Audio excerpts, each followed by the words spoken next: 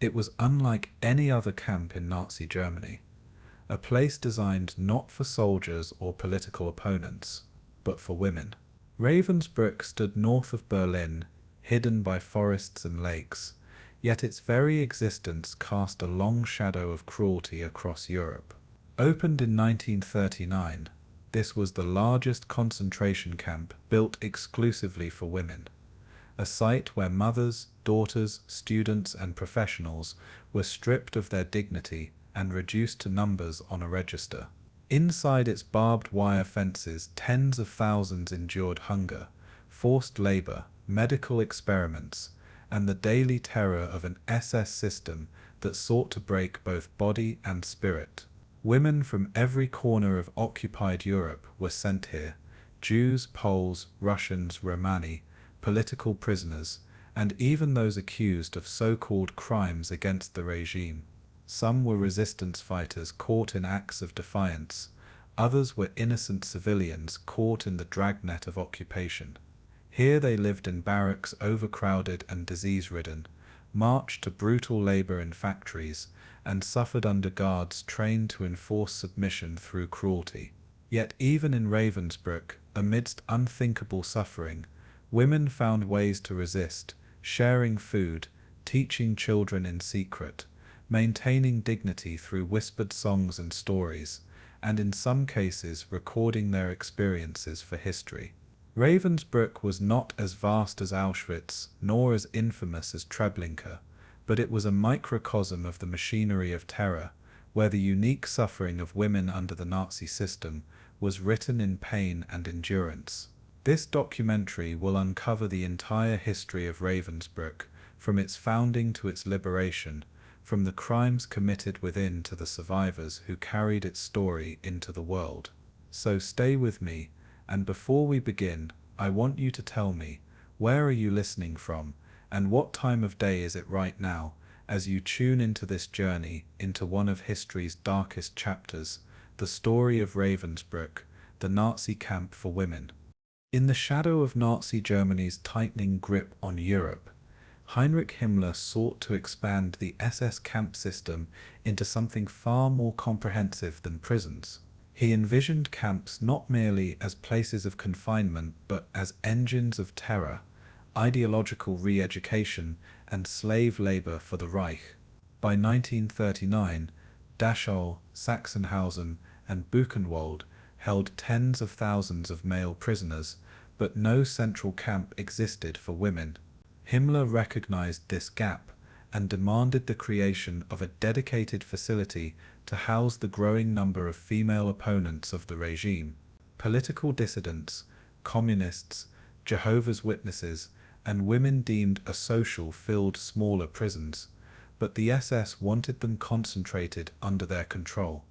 It was a decision born of bureaucracy, ideology, and cold calculation. Himmler saw the incarceration of women as vital to the Nazi vision of total dominance over society. Women who defied Nazi expectations of obedience were to be punished and broken. And so the plan for Ravensbrück, the largest women's concentration camp in the Reich, was set into motion. The chosen site lay north of Berlin, near the small town of Fürstenberg, nestled beside a glacial lake surrounded by forests. Its location was carefully selected, close enough to the capital for administrative oversight, but remote enough to isolate its victims. The SS valued both seclusion and efficiency, and the tranquil scenery provided a stark contrast to the horrors soon to unfold. Construction began in late 1938, carried out largely by male prisoners from Sachsenhausen who were marched under guard to perform the brutal labor. These men felled trees, leveled ground, and erected barracks in bitter cold, their own lives already expendable in service of the SS vision. Wooden barracks rose in rigid rows, surrounded by barbed wire fences and watchtowers that loomed over the camp perimeter. The central Appellplatz, or roll call square, was designed to enforce discipline and control through ritualized humiliation. Every element of architecture was crafted not just for utility, but for psychological domination. The camp's design reflected Himmler's obsession with order, control, and efficiency. From the start, Ravensbrück was a machine of oppression. When the camp opened in May 1939, the first transport of prisoners arrived, 867 women, most of them political prisoners. Many were Germans who had resisted the regime, communists, social democrats, trade unionists, and Jehovah's Witnesses who refused loyalty to the Reich. Others were categorized as asocial, prostitutes, homeless women, or those accused of violating Nazi morality laws. They were stripped of identity, forced into uniforms marked with colored triangles that classified them according to Nazi ideology. The camp was commanded by SS officers, but staffed uniquely by female guards, a chilling innovation in the Nazi system. These women, recruited from ordinary backgrounds, were trained to enforce discipline with cruelty equal to their male counterparts. From the beginning, the balance of power was stark. Female prisoners were subject not only to SS male authority, but to the merciless oversight of women who wielded power over them. Ravensbrück was no accidental creation. It was the realization of Himmler's vision, a camp built to subjugate women, and it quickly became a cornerstone of the SS empire of terror. Organization within Ravensbrück mirrored that of other camps, but with unique modifications for its population. Prisoners were divided into blocks, each ruled internally by block elders, often chosen by the SS to enforce discipline. The camp hierarchy deliberately sowed mistrust, pitting prisoners against each other to maintain control. Roll calls could last for hours, with women forced to stand motionless in freezing weather, fainting or collapsing under the strain. Punishments were swift and brutal: beatings, isolation cells, or death for those who resisted. Food was meager from the beginning, with watery soup and scraps of bread insufficient for survival. Disease spread rapidly in the overcrowded barracks, where lice and filth compounded the suffering. The SS cultivated this environment of degradation to strip prisoners of dignity and hope. Yet even in these early days, women began forming fragile bonds of solidarity. They shared food, whispered encouragement, and clung to humanity in the face of systematic cruelty. Ravensbrück was already becoming more than a camp. It was a crucible of both despair and resilience. The role of female SS guards was central to Ravensbrück's character. Unlike other camps, where men predominated, here women oversaw much of the daily brutality. They came from diverse backgrounds: factory workers, farmers' daughters, and housewives drawn by pay, authority, and the promise of belonging to the Nazi cause. Trained at Ravensbrück itself, they were indoctrinated in SS discipline and unleashed upon the prisoners with ruthless efficiency. Overseers like Dorothea Binz became notorious for their sadism, meting out punishments with a cruelty that shocked even some of their male counterparts. These women wielded whips, rifles, and dogs, patrolling the barracks with an air of absolute authority. For prisoners, the betrayal cut deep, women enforcing the system that destroyed other women's lives. This inversion of gender expectations amplified the psychological terror of the camp. It demonstrated that Nazi ideology extended beyond traditional roles, turning ordinary women into instruments of state violence. In Ravensbrück, gender offered no solidarity. It became another weapon of oppression. The camp expanded rapidly, reflecting both the regime's growing ambitions and the escalation of war. By 1940, Polish women filled the barracks, many arrested after the German invasion of their homeland. Soon French, Dutch, and Soviet prisoners would follow, creating an international population inside the wire. Each transport brought new faces, new languages, and new burdens on the already overstretched facilities.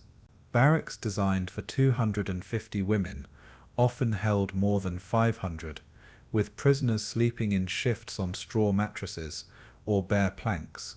The SS demanded absolute obedience, enforcing it through terror, starvation, and constant surveillance. Work assignments grew harsher, with women forced to perform back-breaking labor for the camp, and later for German industry. The camp's identity as a prison for political opponents blurred into something larger, a reservoir of female bodies to be exploited, experimented upon, and exterminated. Ravensbrück's growth mirrored the expansion of Nazi tyranny across Europe, and its story was only just beginning. What made Ravensbrück unique was not simply that it was for women, but that it was intended to demonstrate the SS's complete control over every aspect of female existence. Himmler's vision extended beyond punishment. He wanted to reshape women into tools of the Nazi state. Those considered salvageable were to be broken and molded. Those considered unworthy were to be destroyed. This ideology was reflected in every corner of the camp, from the indoctrination of guards to the selection of prisoners for labor or death. It was also reflected in the atmosphere of fear and silence that pervaded daily life. Prisoners were taught that resistance was futile, that individuality would be crushed, and that hope was dangerous. Yet hope, fragile though it was, persisted. Even in the earliest days, Ravensbrück became a site not only of Nazi cruelty, but of prisoner endurance. And this duality would define its legacy. By the outbreak of war in September 1939, Ravensbrück was already established as the central hub for women prisoners in the Third Reich. It was a camp born not of improvisation but of planning, ideology, and systematic cruelty. Himmler had created his vision, a space where women could be categorized, punished, exploited, and erased. For the SS, it was a triumph of organization. For the women trapped inside, it was the beginning of a nightmare that would engulf more than 130,000 souls before the war's end. Ravensbrück would become a site of suffering, resistance, and memory, unlike any other. Its walls contained stories of unimaginable cruelty, but also of remarkable courage. The birth of this camp was not just a chapter in Nazi history, it was a turning point in the war against women's humanity. And in the years that followed, Ravensbrück would grow into one of the darkest symbols of the regime's crimes. The gates of Ravensbrück first swung open in May 1939, receiving a transport of 867 women who became the inaugural prisoners of the Reich's new camp. They came from across Germany, drawn from police prisons and Gestapo holding cells, each condemned for defying Nazi ideology in some way. Many were political opponents, communists, social democrats, and trade unionists who had resisted Hitler's rise and continued underground resistance. Others were Jehovah's Witnesses, jailed for their refusal to salute the Führer or take oaths to the state, steadfast in their religious convictions. A third category carried the label of asocial, a catch-all for women deemed undesirable by Nazi racial and social standards. Prostitutes, homeless women, or those accused of minor crimes found themselves branded enemies of the Reich.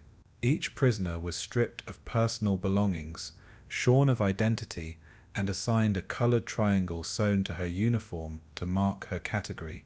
The SS believed such classification reinforced control, reducing women to symbols of shame. These first prisoners were test subjects for the system Himmler envisioned, and their suffering would set the rhythm for all who followed. The arrival was a shock to every woman who crossed the threshold. The camp loomed with its freshly constructed barracks, barbed wire, and guard towers, exuding a sense of inescapable authority. Upon entry, prisoners were subjected to registration, names were recorded, numbers assigned, and possessions confiscated with bureaucratic precision. Heads were shaved, uniforms issued, and individuality erased in the span of a single morning. Each woman received a striped dress, ill-fitting shoes, and a badge bearing her category, transforming her into a faceless component of the SS system. Guards barked orders as prisoners stumbled to understand new rules, shouted in harsh commands. They were herded into barracks where straw mattresses lay in crowded rows, already insufficient for the numbers assigned. The stench of damp wood, unwashed bodies, and disinfectant filled the air, overwhelming the senses. Roll call followed, hours of standing rigid in silence on the Appellplatz, regardless of weather. In those first days, prisoners learned that their lives were no longer their own. The camp's routine was designed with cruel precision to break spirit as much as body. Wake-up came at dawn with whistles and shouts, forcing prisoners into line before they were fully awake.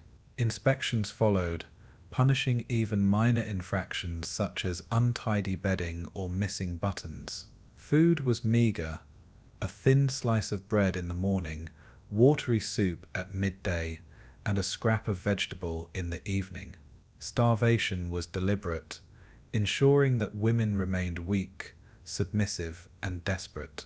Work assignments varied, from cleaning barracks and scrubbing floors to hauling bricks and clearing land for future camp expansion. Punishment was constant, with beatings meted out for any perceived disobedience, however minor.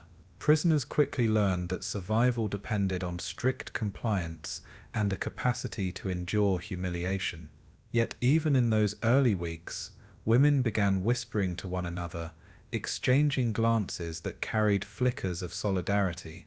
They clung to fragments of identity, refusing to surrender everything to the SS regime, and those fragments became the seeds of resistance that would grow in time. Among the early prisoners, Jehovah's Witnesses stood out for their quiet defiance.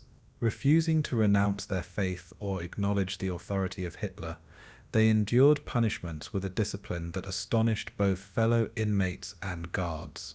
They refused to work in industries tied to war, even when it meant solitary confinement or death. Their steadfastness brought respect from other prisoners, who saw in them an example of endurance under relentless oppression. Political prisoners, by contrast, often sought solidarity in whispered discussions of resistance, carrying into Ravensbrück the spirit of underground struggle. They shared stories of strikes, protests, and clandestine activities that had led to their arrests. For many, the camp was simply a new battlefield where survival itself became an act of defiance. The so-called asocials often faced greater stigma, not only from guards but from fellow prisoners conditioned by Nazi propaganda. Yet in time, categories blurred as suffering unified women across political and social divides. In those early days, the divisions imposed by triangles began to weaken under shared pain, and Ravensbrück became a crucible of collective endurance. The role of SS female guards quickly emerged as central to the camp's atmosphere of terror. They were trained within Ravensbrück itself, indoctrinated into the ideology of cruelty as a form of discipline. Many had come from modest working-class backgrounds, but here they found authority and purpose within the Nazi machine. Overseers patrolled barracks, wielding whips and rifles, enforcing silence and obedience with unrelenting severity. Women like Dorothea Binns began to build reputations for sadism that would later echo in survivor testimony. These guards were instructed to show no sympathy, to view prisoners as enemies of the state undeserving of compassion. The presence of female overseers shattered expectations that women might show solidarity with women. Instead, they became instruments of Nazi brutality, demonstrating how ideology corrupted even the most fundamental human bonds. For prisoners, this betrayal was profound, adding psychological weight to physical suffering. Ravensbrück became not just a place of male SS dominance, but of female-perpetrated cruelty as well, and this dynamic set it apart from other camps in the Nazi system. Early living conditions at Ravensbrück grew harsher with each passing week as more prisoners arrived. Overcrowding strained the limited facilities, with barracks designed for hundreds now housing twice that number. Sanitation collapsed, with overflowing latrines and foul water spreading disease through the ranks. Typhus, lice, and dysentery quickly became endemic, preying upon weakened bodies. Medical care was non-existent, and SS doctors treated prisoners less as patients than as subjects for observation. Starvation gnawed at every stomach, with women trading scraps of food, peeling bark from trees or scavenging potato skins to survive. Beatings were constant, reinforcing the message that life within Ravensbrück was defined by violence. Evenings offered no respite, as women collapsed into overcrowded bunks, only to be roused again for sudden inspections. Sleep was short, hunger unrelenting, and fear ever present. The camp became a place where exhaustion itself became a weapon, and yet some found ways to keep living. For many of the women, the first months in Ravensbrück were a battle to hold onto identity in a system designed to erase it. Prisoners whispered songs in their native tongues, prayed in silence, or sewed small tokens of resistance from scraps of cloth. Shared memories of families and homes were passed like treasures among bunkmates, reminders of a life before the camp. Some women protected the weaker, forming bonds of mutual care that provided strength against despair. Even simple acts, like sharing a crust of bread or helping a sick comrade, became acts of quiet rebellion against the SS's dehumanization. These gestures carried no guarantees of survival, but they kept alive the spark of humanity. The first prisoners discovered that the greatest struggle was not simply against starvation or brutality, but against the attempt to erase who they were. In that struggle, they found a fragile sense of resilience, and it would sustain many through the darkest years to come. By the end of 1939, Ravensbrück had already established itself as a central instrument of Nazi repression. The women imprisoned there were living proof of how quickly the SS expanded its grip over every corner of German society. From political activists to faithful Jehovah's Witnesses, from the so-called asocials to mothers torn from families, each prisoner represented the Reich's determination to control women through terror. The camp was no longer just a new addition to the SS system. It was a model of ideological imprisonment, specifically tailored to break the female spirit. The rigid regimentation, starvation, and cruelty defined its first year, setting patterns that would only intensify as war engulfed Europe. What began with 867 women would soon expand into tens of thousands, creating a population drawn from across the continent. Ravensbrück had been born in bureaucracy, but it was quickly becoming a site of extraordinary human suffering. The first prisoners, subjected to its earliest cruelties, carried within them the blueprint of survival, and their story was the foundation of the camp's grim history. Ravensbrück was designed as a machine of oppression, and every detail of its architecture reflected that purpose. The camp was laid out in rigid, geometric order, with rows of wooden barracks stretching in parallel lines behind high fences. Around the perimeter, barbed wire coiled like a steel snake, electrified in places to deter even the thought of escape. Watchtowers loomed above, manned by guards with rifles, binoculars, and snarling dogs, surveying every corner with merciless eyes. At the heart of the camp lay the Appellplatz, the roll call square, where the daily ritual of humiliation unfolded. From dawn until dusk, every movement in the camp was framed by this landscape of fear. The spatial design was not random. It was calculated to enforce order, surveillance, and obedience. For the women imprisoned there, the camp itself became a silent oppressor, its very structure reminding them that resistance was futile. Ravensbrück was more than a prison. It was an architecture of control, designed to crush body and spirit alike. The barracks themselves were crude, Hastily built wooden structures meant to hold 250 women, but often packed with twice that number. Inside, rows of bunks were stacked in tiers, with straw mattresses that quickly rotted and filled with lice. Narrow walkways separated beds, leaving barely enough room for movement in the overcrowded space. Windows were few, and air was stifling, thick with the stench of sweat, disease, and despair. In the corner, a crude stove provided little heat against the brutal winters, while latrines overflowed and fouled the atmosphere. At night, the barracks echoed with coughing, groans, and whispered prayers, fragments of humanity struggling to survive. The SS designed these quarters to strip dignity, transforming women into bodies crammed together like cargo. Privacy was non-existent, and even sleep offered little refuge from fear. The barracks were more than shelter. They were instruments of dehumanization, and for countless women, they became the place where the slow grind of suffering began. The fences reinforced the camp's purpose as a world apart, a place sealed off from ordinary life. Tall, double-layered wire barriers stood as constant reminders of captivity, patrolled by guards who shot without hesitation at anyone who approached too closely. Beyond them lay the lake and forests, natural beauty mocking the horror within the walls.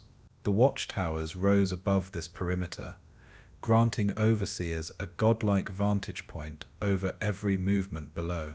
Searchlights cut across the night, sweeping the grounds with blinding beams that made darkness itself an enemy. Women spoke of feeling constantly exposed, as if the tower's gaze pierced even the barracks' walls. The psychological weight of surveillance was deliberate, meant to make prisoners internalize their captors' control. The fences did not just keep women in, they ensured they felt there was no possibility of escape, no hope beyond the wire. Ravensbrück's perimeter was both physical and mental. It imprisoned not only bodies but minds. At the camp center stood the Appellplatz, the roll call square, where the daily ritual of submission unfolded. Every morning and evening, thousands of women were herded there, lined in rigid rows regardless of weather. They stood for hours in freezing cold or driving rain, waiting for guards to count, recount, and cross-check the numbers. Women fainted from exhaustion, hunger, or illness, only to be beaten back to their feet by overseers. The square echoed with the barking of orders, the clatter of boots, and the silence of prisoners forced to stand still. The Appellplatz became a stage for the SS to display its dominance, turning routine into torture. Punishments were administered here as public spectacle, whippings, hangings, or executions that reminded all of the price of disobedience. Every day began and ended with this theater of control, reinforcing the power of the camp. For prisoners, the square was not just a place of order, it was a place of fear and despair, etched forever into memory. Discipline within Ravensbrück was absolute, and the systems of punishment were brutal and omnipresent. Infractions as minor as speaking out of turn or moving during roll call could result in savage beatings. Women were forced into standing cells, tiny concrete chambers where they could neither sit nor lie down, left in darkness for days. Others were locked into the bunker, the camp's prison, where starvation and isolation broke the strongest spirits.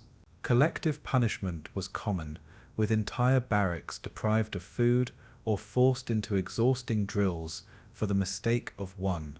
The SS used punishment not only to enforce obedience, but to destroy solidarity, ensuring that women distrusted one another. Guards wielded whips, sticks, and fists with impunity, knowing their power was unchecked. Even dogs were trained as weapons, released against prisoners for the entertainment of overseers. The cruelty was not random, it was systemic, part of the camp's fabric, and it reminded prisoners that in Ravensbrück suffering was constant, inescapable, and deliberate. The daily routine reinforced this system, transforming time itself into another tool of oppression. At dawn, prisoners were driven from their bunks, rushed into roll call that stretched for hours. Work assignments followed, ranging from menial cleaning to back-breaking construction or factory labor. Midday brought a thin soup ladled into tin bowls, barely enough to sustain life. Afternoon labor resumed, dragging on until evening when another roll call awaited.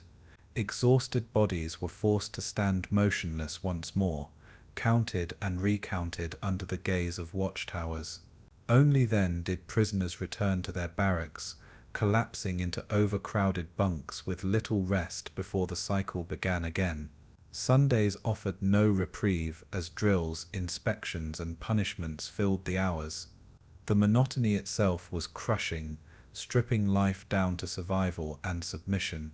Time became a weapon, measured in endless routines designed to break the human spirit.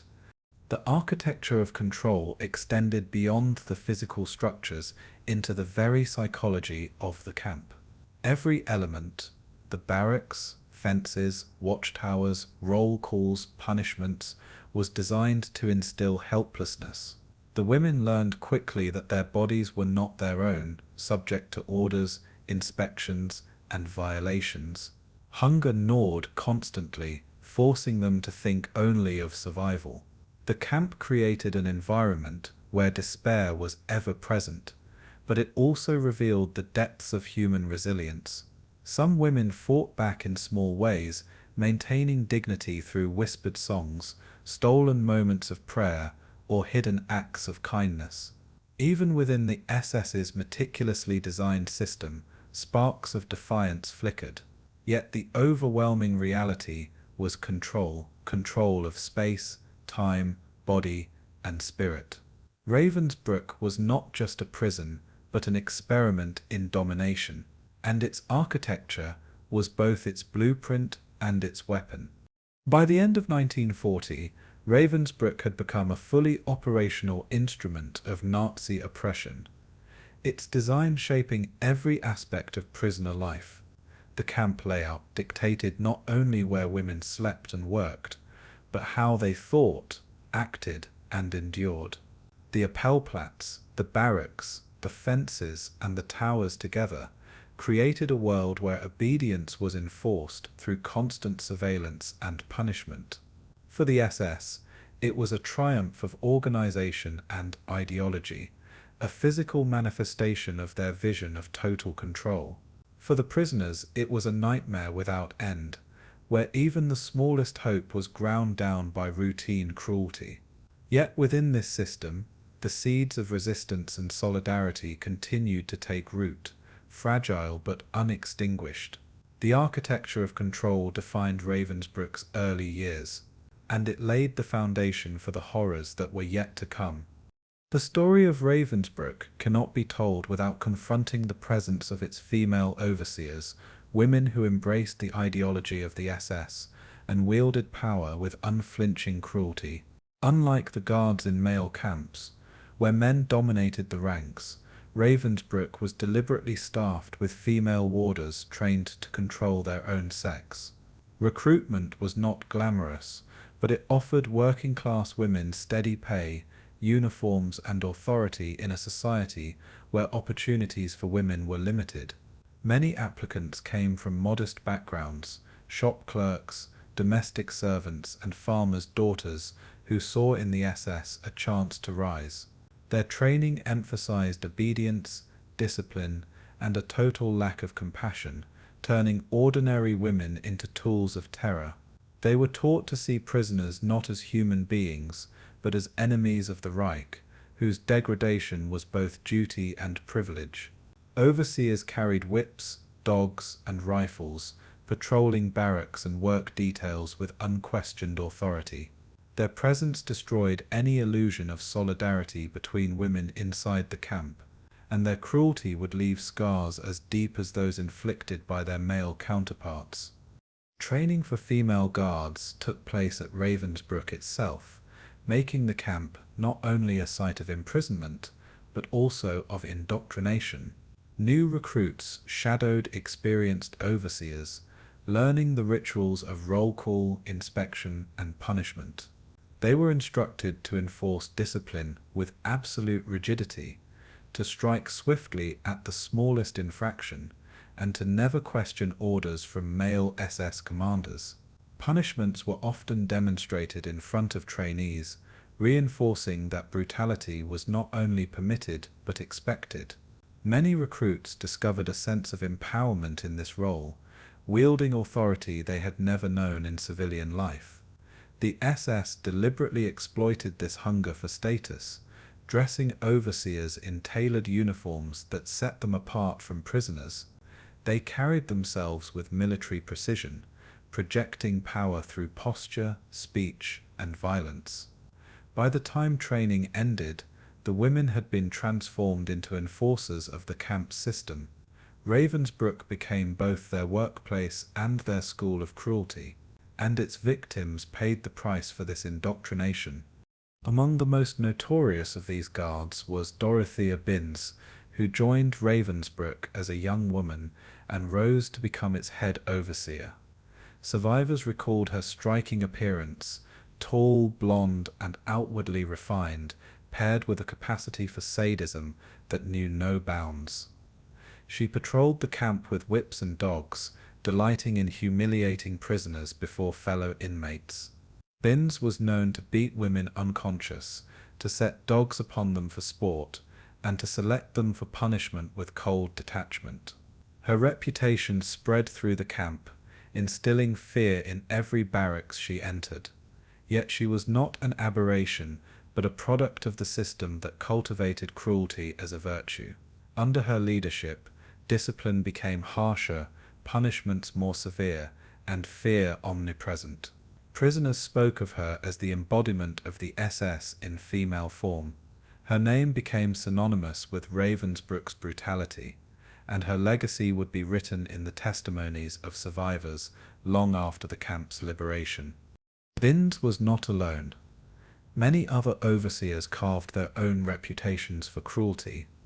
Women such as Ruth Closius-Nudeck and Herta Oberheiser left trails of suffering wherever they worked.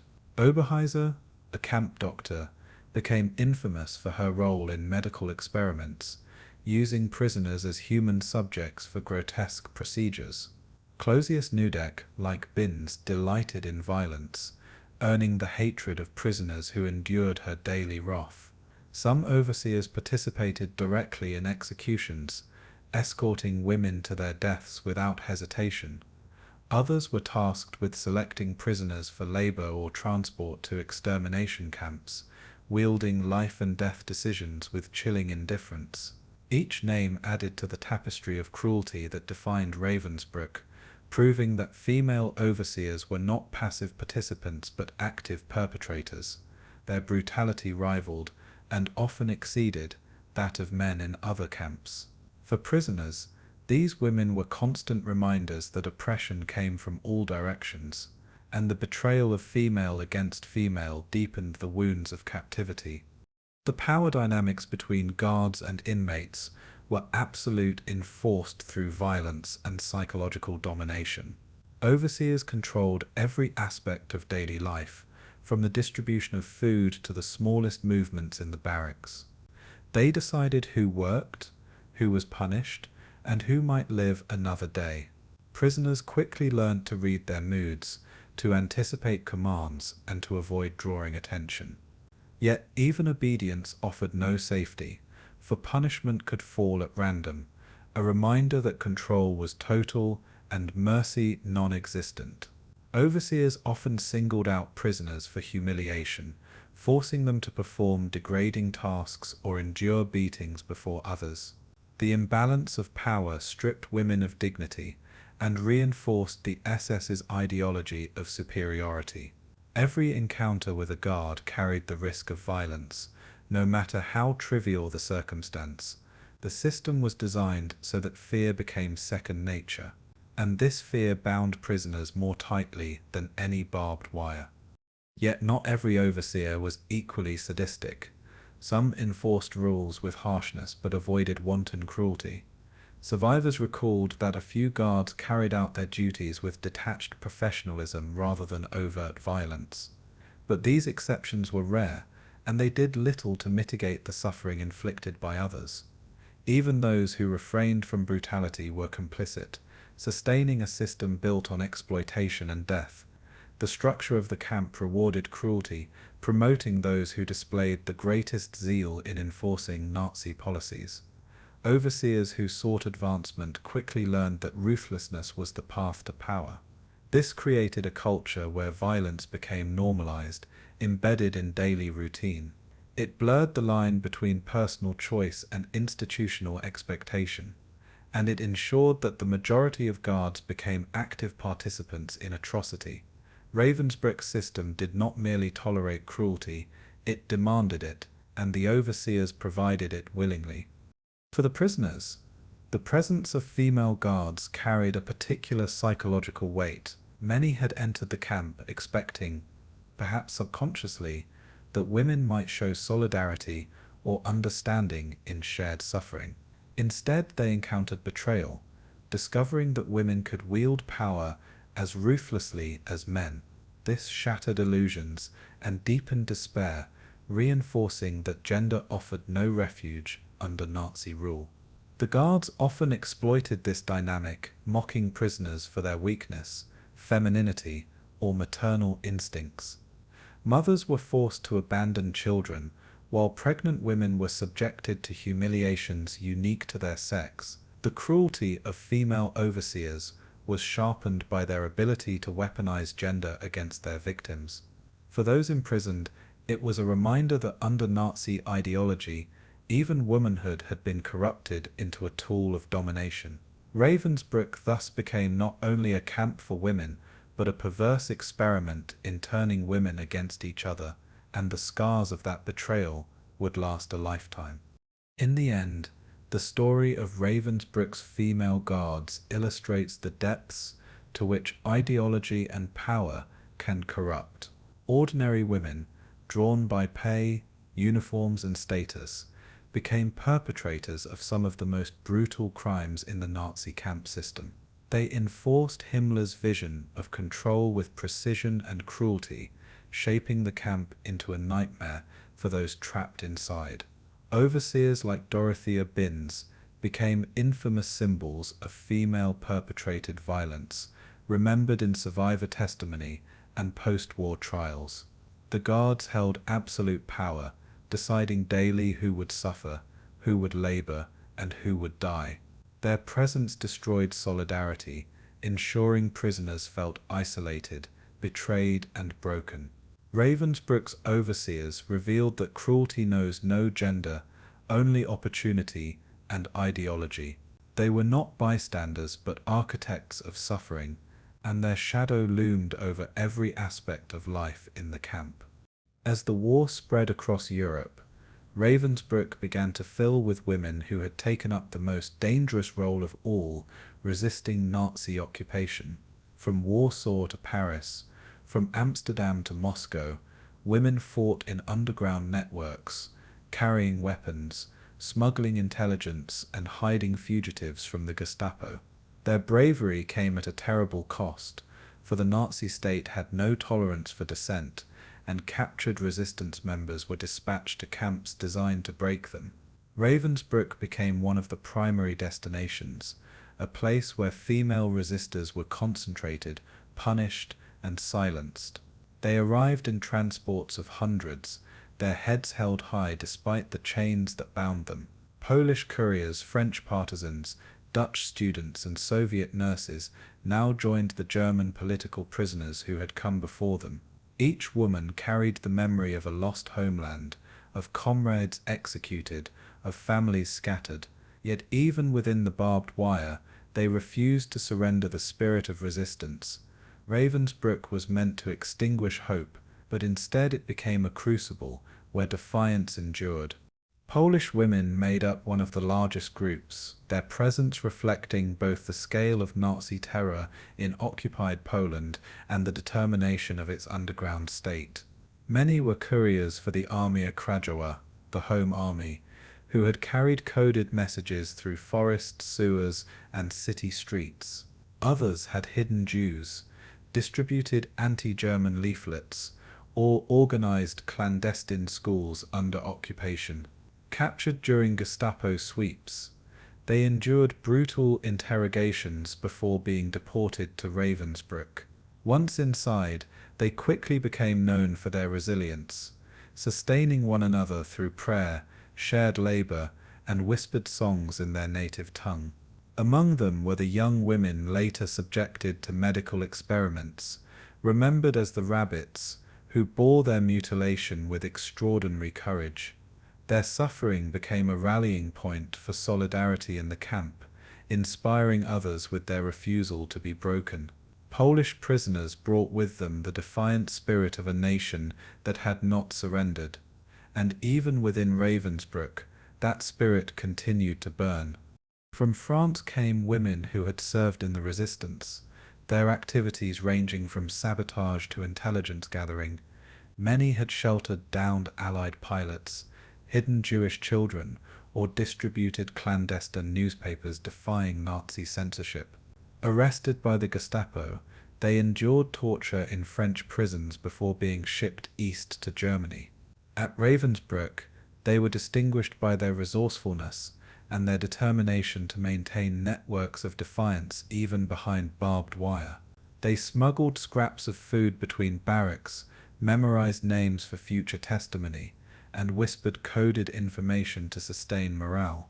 Some secretly recorded the names of fellow prisoners, preserving a record of survival or death that the SS sought to erase.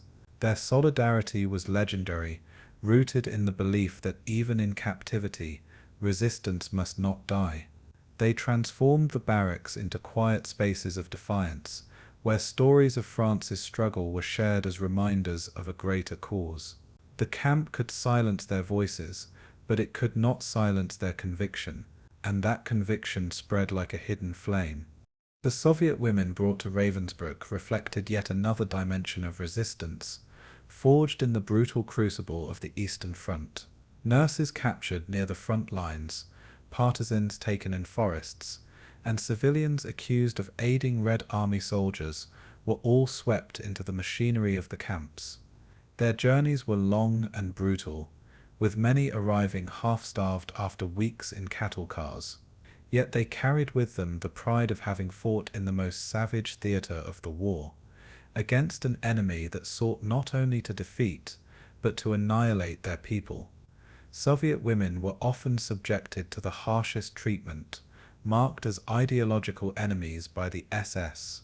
Still, they created small networks of solidarity, sharing scraps of bread and encouraging one another to endure for the sake of their homeland. Their strength was often drawn from memory of villages burned, of families lost, of comrades still fighting.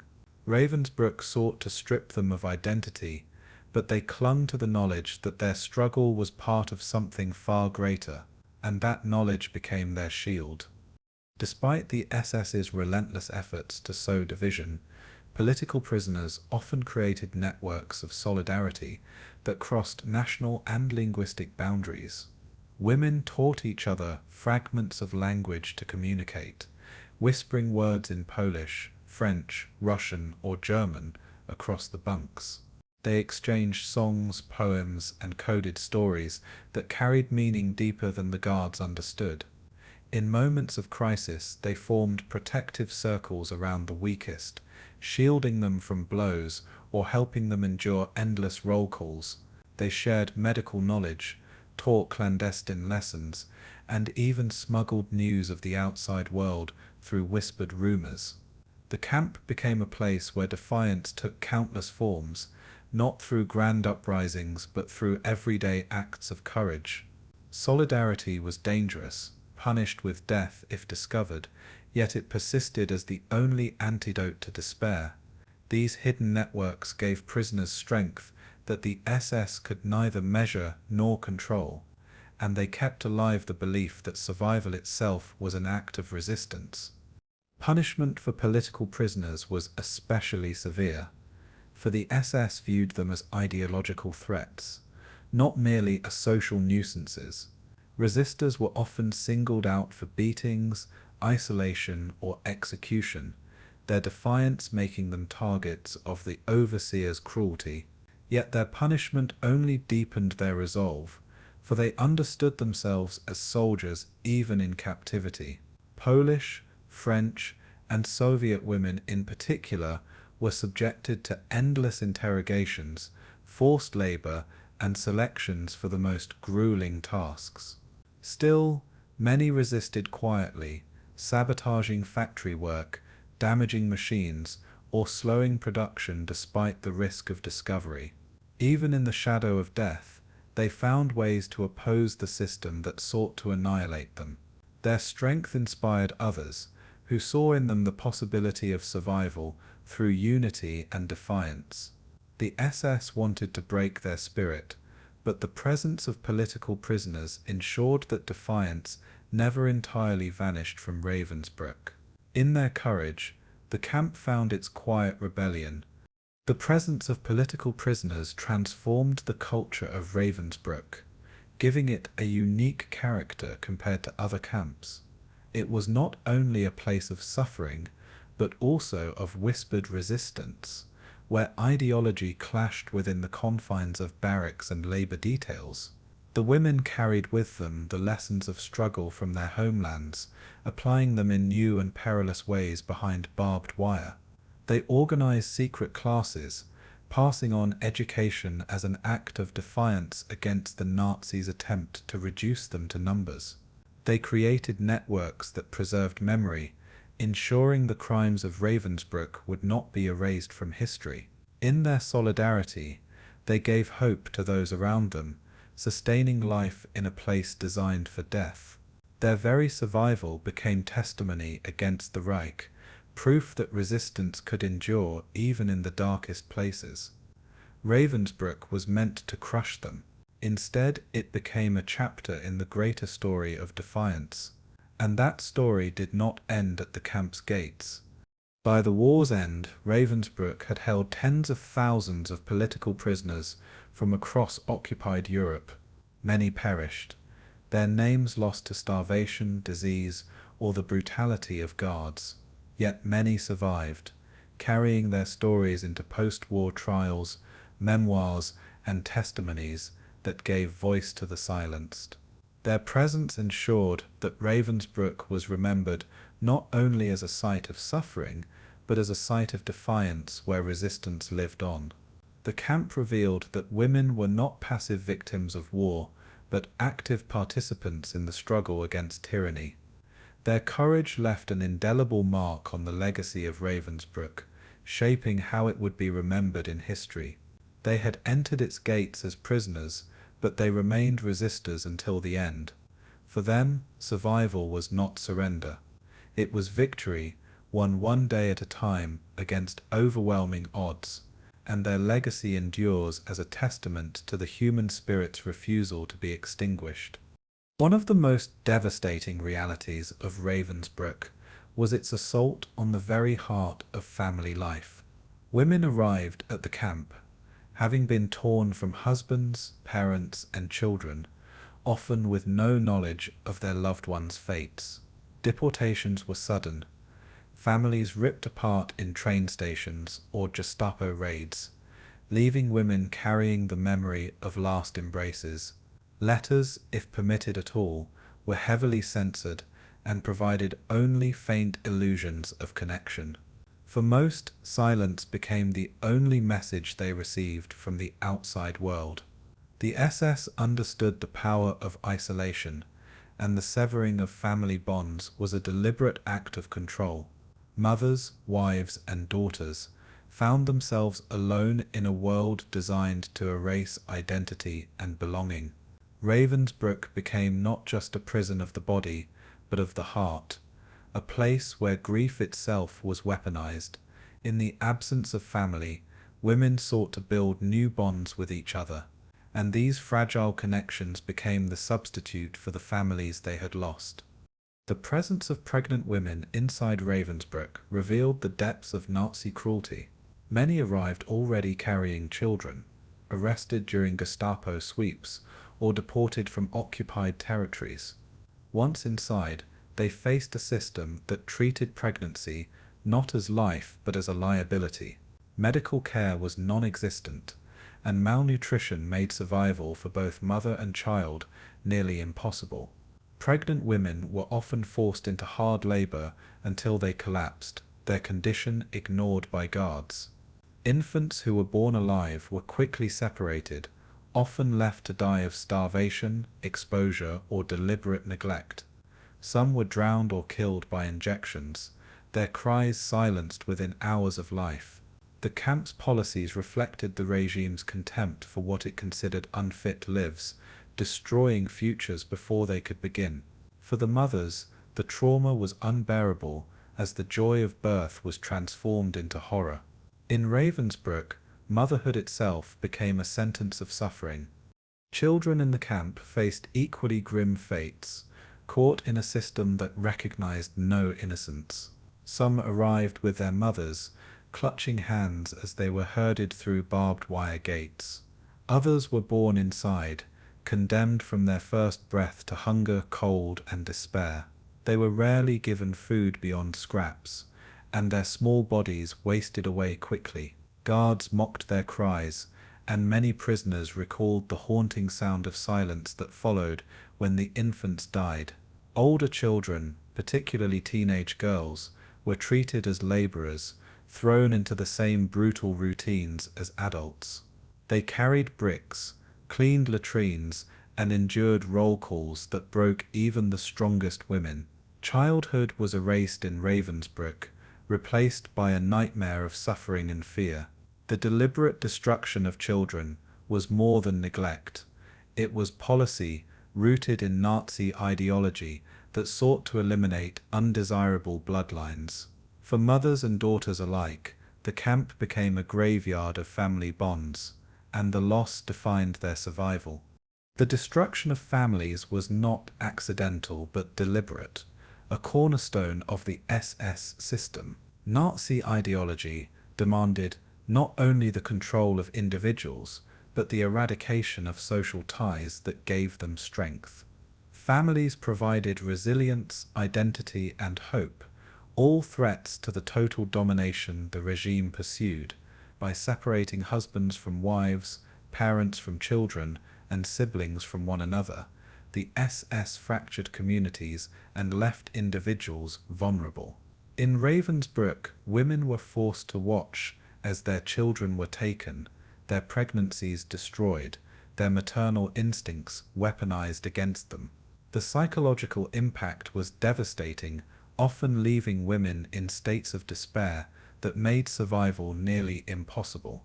Yet even here, fragments of family bonds were rebuilt in secret. Prisoners adopted orphans, protected pregnant women, and risked punishment to comfort one another. These acts of solidarity stood in defiance of a system built to annihilate kinship. The camp sought to erase families, but it could not entirely erase the human need to belong. Stories of survival often center on these fragile networks of care that emerged within Ravensbrück. Women formed surrogate families, adopting one another as sisters, mothers, or daughters in bonds forged by necessity and compassion. A Polish prisoner might protect a French child, while a Soviet nurse tended to the wounds of a German political detainee. These alliances crossed borders and languages, proving that kinship could be remade even in the shadow of death. For many, these bonds were the difference between life and death, sustaining them through starvation, labor, and punishment.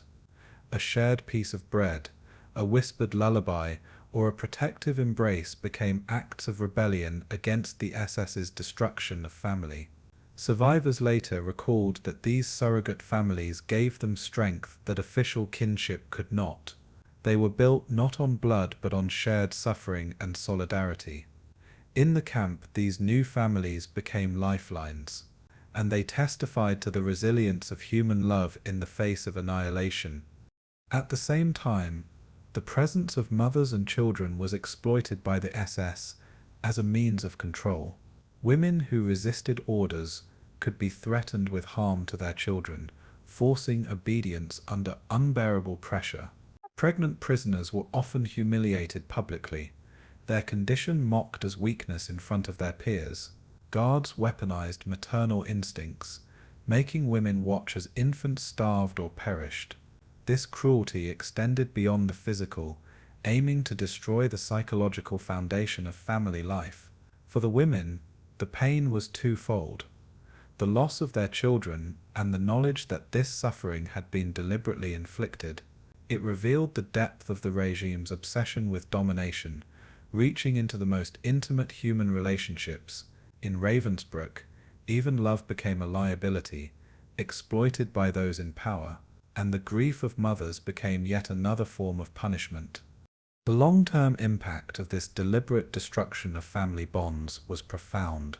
Survivors carried the scars of separation for the rest of their lives, haunted by the loss of children, siblings, or parents within the camp. Testimonies decades later still trembled with the memory of infants' cries, or the sight of a child being dragged from a mother's arms. Many women never learned what happened to their loved ones, their fates lost in the chaos of war and extermination. For others, the reunion after liberation was bittersweet, as joy was overshadowed by the knowledge of those who had not survived. The camp's cruelty was not measured only in deaths, but in broken families that never healed. Ravensbrück revealed that the Nazis sought to annihilate not just individuals, but the very idea of family itself. It was a strategy of control that extended beyond the barbed wire, scarring generations, and its echoes continued long after the war was over.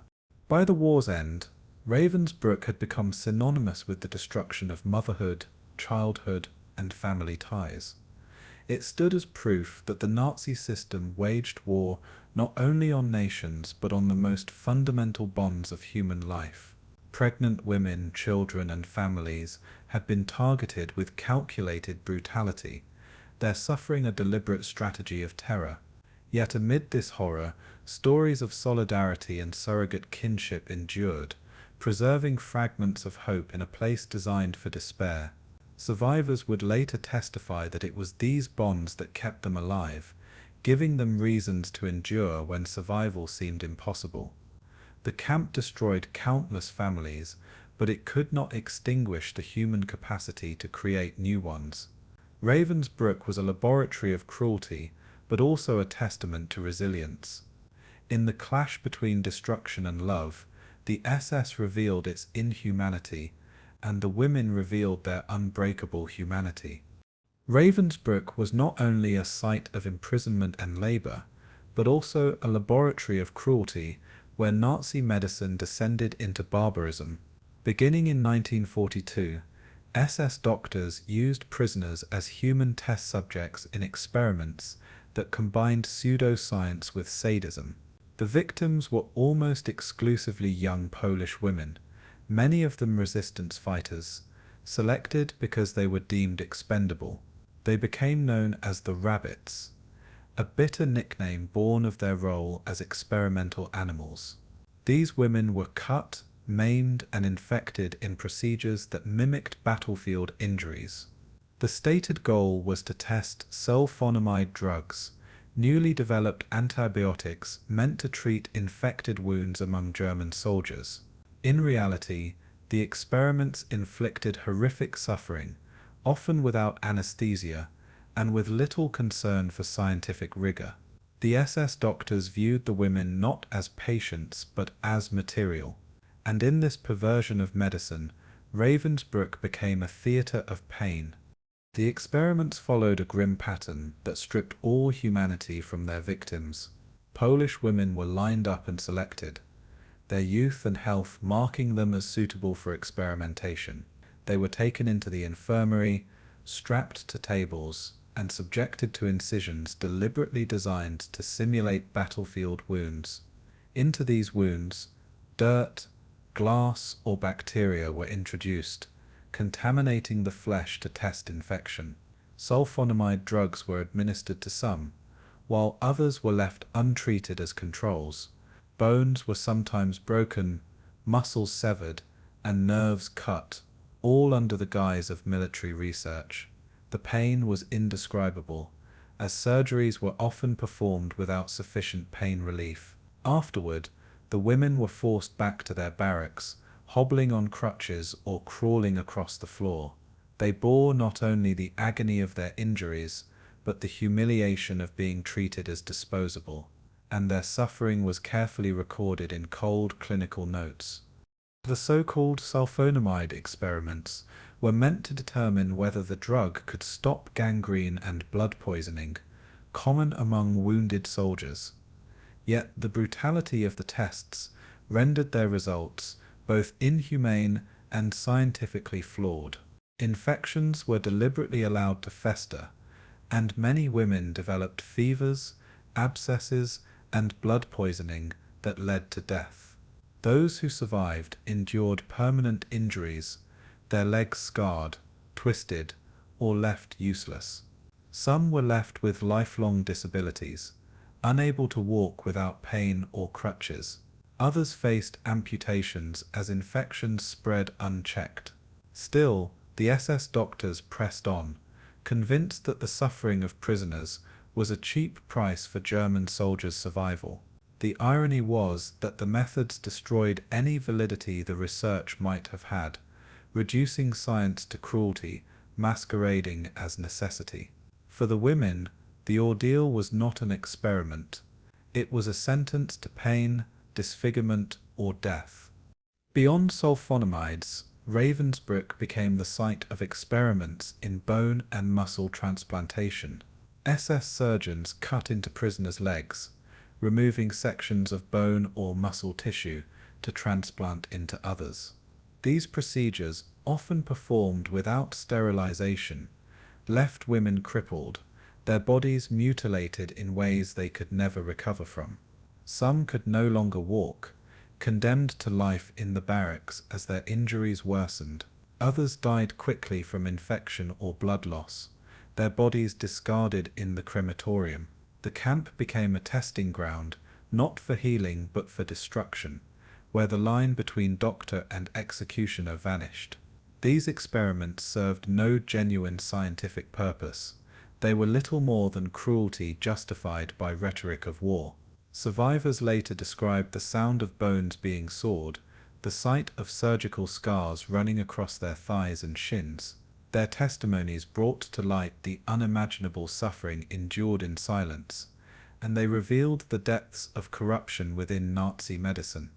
The Polish rabbits resisted not only through survival, but through acts of defiance that preserved their dignity. Despite their suffering, they supported one another, tending wounds, hiding the weakest, and smuggling scraps of food to those too injured to move.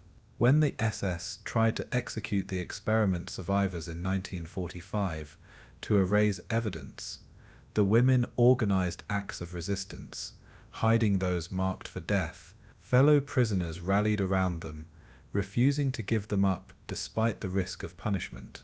This solidarity was a remarkable example of courage within the darkest of circumstances. The rabbits became symbols of endurance, their very survival a rejection of the system that sought to destroy them. In their bonds of friendship, they found the strength to endure procedures meant to break them. Their stories later inspired generations, reminding the world that dignity can endure even in the face of cruelty, and their defiance denied the SS the silence it sought. Not all the victims of medical experiments survived, and many perished in agony after procedures went wrong. Their deaths were often ignored by doctors, who noted results without acknowledging the human lives destroyed. Bodies were cremated swiftly, evidence erased in smoke that rose from Ravensbrück's chimneys. Yet even in death, their suffering left traces that would later emerge in testimonies and trial records. Survivors carried scars not only on their bodies but in their memories, haunted by the screams of those who did not survive. For them, every limp, every scar, every ache was a reminder of Ravensbrück's cruelty. Their testimonies after the war ensured that those who died would not vanish into silence. Through their words, the dead gained a voice, and the world learned what had been done in the name of science. The camp had tried to erase them, but history remembered. The trauma of the experiments extended far beyond the physical wounds inflicted. Survivors carried psychological scars that shaped the rest of their lives, from nightmares to the constant pain of mutilated bodies. For many, liberation brought no peace as they faced lives of disability, infertility, or chronic illness caused by the procedures. They lived with the stigma of disfigurement in societies that often failed to understand the depth of their suffering. Some found courage in sharing their stories, testifying at trials to hold perpetrators accountable. Others struggled in silence, unable to speak of what had been done to them. The memory of the experiments became part of Ravensbrück's legacy, a reminder of how science can be twisted into cruelty, and it revealed how ideology, when unchecked, can corrupt even the healing profession. For the victims, the scars were permanent, but their survival itself became testimony against their tormentors. After the war, the medical crimes of Ravensbrück were exposed in detail during the Nuremberg doctors' trial and other proceedings. SS doctors who had overseen the experiments faced justice, though not all were punished as they should have been. The testimonies of the Polish rabbits electrified the courtrooms, bringing the suffering of Ravensbrück into the public eye. Their courage in reliving their trauma ensured that the crimes could not be denied or forgotten. In the decades that followed, survivors became symbols of both suffering and resilience, their stories shaping how the world remembered Nazi medical atrocities. Ravensbrück stood as one of the starkest warnings of how medicine could be perverted into torture. The experiments left a legacy not only of scars but of lessons for humanity. They demanded vigilance against cruelty disguised as science, and they gave voice to those who had been silenced in the operating rooms of Ravensbrück. Ravensbrück was not only a prison camp but a factory of exploitation, where women's bodies were consumed as raw material for the Nazi war machine. By 1942, the camp had been integrated into the vast network of forced labor that sustained Germany's total war. At its gates, Siemens and Halski erected workshops where inmates were driven to assemble electrical components for aircraft, tanks, and communication systems. Here, women bent over machines for endless hours, their hands blistered, their eyes strained under dim light, their stomachs gnawing with hunger. Others were dispatched to SS workshops, sewing uniforms, weaving textiles, or repairing equipment for the front. The ideology was clear. Prisoners were no longer people, but expendable tools, their value measured in the output of weapons and uniforms. The SS leased their labor to industry, turning suffering into profit. Survival in this system meant working until collapse, and collapse was often the first step toward death. The work inside Siemens factories was relentless, stripping women of strength day by day. Tasks ranged from winding electrical coils to assembling intricate switches, all requiring precision despite fatigue and malnutrition. Mistakes invited punishment, as guards struck women with sticks or shouted insults to drive them harder. Machines thundered day and night, filling the halls with noise that eroded concentration. Women often worked barefoot, their feet swollen from malnutrition and infection, slipping on cold cement floors slick with oil. Breaks were rare, and food rations provided no energy for such demands, consisting of watery soup, stale bread, and occasional scraps. Hunger gnawed constantly, reducing the body to skin, bones, and trembling muscles. Many fainted at their stations, only to be beaten back into consciousness by overseers. To the SS and Siemens officials, prisoners were both workers and disposable fuel, and every day, More were burned out in this cruel economy of death. Beyond Siemens, women labored in SS-controlled workshops, where exploitation was equally merciless. They stitched uniforms for German soldiers, their fingers raw from needle pricks and fabric rubbed against frozen skin. Others made shoes from salvaged leather, bending over benches until their backs ached with unbearable pain. Still more worked with coarse wool, producing socks, blankets, and undergarments to supply troops on the Eastern Front. These goods bore the sweat and blood of prisoners, woven into every stitch. Yet none of this labor earned them relief, only further exhaustion under watchful eyes of guards. The workrooms were freezing in winter and suffocating in summer, conditions designed without thought for human endurance. Women endured humiliation as overseers mocked their weakness, their hunger, their suffering. Labor was punishment disguised as industry, an extension of the camp's cruelty into every corner of life, and every product they made strengthened the Reich that enslaved them. The SS had a cynical logic in transforming Ravensbrück into a labor camp for women. By renting out prisoners to industry, they turned human suffering into a source of revenue that enriched the SS coffers. Companies like Siemens profited from this arrangement, securing cheap labor while ignoring the cost in human lives. Each woman was accounted for, not as a person but as a number, her output measured and her failure punished. Exhaustion was not an accident but part of the design, ensuring that women were drained of all strength before being discarded. The rhythm of the camp became tied to the rhythm of industry, with shifts, quotas, and punishments replacing any semblance of humanity. Even death did not interrupt the system, for each body that collapsed was quickly replaced by another transport of prisoners. The conveyor belt of suffering never stopped, and in this machinery of exploitation, the line between camp and factory disappeared. Starvation amplified the cruelty of labor, ensuring that every task was torture. Prisoners marched to workshops. After roll call, their bodies already weakened by long hours standing in cold dawn air. Their daily ration rarely exceeded 500 to 700 calories, a starvation diet for women forced into heavy labor. As muscles wasted away, bones protruded, and faces hollowed, each movement became agony. Starved bodies could not fight infection, and wounds festered from the smallest cut. The factories smelled not only of oil and dust, but of sickness and decay. As women worked beside the dying, exhaustion led many to collapse at their benches, punished with blows or dragged to infirmaries where recovery was unlikely. Starvation was a weapon of control, keeping prisoners too weak to resist, yet forcing them to labor until the last spark of strength was gone.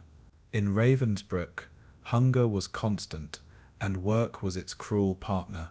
Together they consumed lives. Women who faltered or resisted were often subjected to brutal punishment that reinforced the SS's reign of terror. Overseas beat those who could not keep pace, using sticks, whips, or rifle butts to drive them on. Some were locked in punishment cells, deprived of food or air, their weakened bodies collapsing within days. Others were made examples in front of their comrades, dragged into roll call squares and humiliated before being forced back to work. In Siemens workshops, mistakes were treated as sabotage, with women threatened with transfer to even harsher conditions. Many lived in fear that the next collapse would be their last, that exhaustion would tip them into the abyss. The brutality served a purpose to keep labor flowing, to make fear itself another tool of production. Ravensbrück blurred punishment and work until they became indistinguishable, and every beating reminded prisoners that survival hung by a thread. Despite the cruelty, acts of resistance flickered even in the factories of Ravensbrück. Women slowed their work, subtly sabotaging machines or producing faulty components that passed unnoticed. Some smuggled scraps of material to repair shoes or clothes for fellow prisoners. Others passed whispered messages, using work details as moments to sustain bonds of solidarity. These were small rebellions, invisible to overseers, but powerful in preserving dignity. To resist in such ways required courage, for discovery meant punishment or death. Yet the fact that resistance persisted proved that even amid forced labor, spirit could not be entirely crushed. Survivors later recalled these acts as lifelines, reminders that they remained human even as the camp tried to reduce them to tools. In Ravensbrück's factories, suffering was constant, but so was the will to endure. By the end of the war, tens of thousands of women had passed through Ravensbrück's labor system, many never leaving alive. Siemens factories and SS workshops had consumed their strength, reducing them to shadows of their former selves. Starvation, exhaustion, and disease took as many lives as executions or gas chambers. The camp's integration into the Nazi war economy revealed the true nature of the Reich, victory built on the suffering of the enslaved. After liberation, survivors carried the scars of their labor, crippled bodies, failing health, and memories of endless toil. Yet they also carried stories of endurance, of having outlasted a system designed to destroy them. Ravensbrück's role as a site of slave labor became a central part of its legacy, linking industry to atrocity. The camp had fed the Reich's war machine, but in the end it stood as evidence of its crimes, and the women who survived bore witness to both. Ravensbrück was unique among Nazi camps for the astonishing diversity of its prisoners, a human mosaic assembled from across a continent at war. By 1944, women from more than 30 nations were crammed within its barbed wire fences, each carrying the scars of occupation and persecution. There were Germans, many arrested for political opposition, Poles and Soviets swept up in the brutal campaigns of the East, French, Dutch, and Belgians seized for resistance, Norwegians, Danes, and Czechs deported after daring to defy the Reich. Each arrival brought fragments of culture, language, and identity, thrown together in barracks designed to erase them all. The cacophony of voices made the camp a strange babel, where words often failed but gestures became lifelines. Language barriers deepened isolation, but they also created bonds as women sought ways to connect across silence. In this strange multinational crucible, survival required learning to listen beyond words, and slowly, solidarity began to grow in unexpected ways.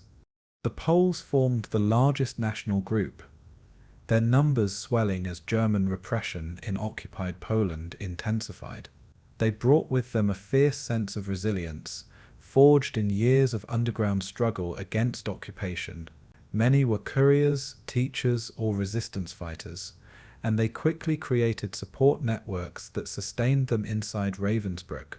Their songs, whispered prayers, and fierce determination inspired others, giving the camp a heartbeat of defiance. The French prisoners, many linked to resistance networks, brought a different spirit, wit, resourcefulness, and a culture of camaraderie that lifted morale in dark times. Soviet women carried memories of a war of annihilation, their strength born from the brutal Eastern Front, where survival itself was resistance. Together these groups formed a strange fraternity of suffering, each contributing fragments of their culture to the collective life of the camp. Yet beneath the surface, differences remained. Misunderstandings, rivalries, and even prejudice sometimes flared, revealing the fractures in this forced community. But in the crucible of Ravensbrück, unity was often stronger than division. Language was both a barrier and a bridge in the camp, shaping survival in profound ways. Orders barked in German were incomprehensible to many prisoners, leaving them vulnerable to punishment when they failed to obey. Misunderstandings could lead to beatings, extra labor, or death, making language itself a tool of oppression. Yet over time, prisoners found ways to communicate across the divides, exchanging words, gestures, and songs. Poles taught French women phrases of survival German, Russians shared proverbs with Dutch comrades, Germans whispered translations to allies who could not understand. These exchanges created fragile webs of solidarity that carried women through endless roll calls and brutal workdays. For many, learning even a handful of words became a matter of life and death. Communication was survival, and survival was resistance.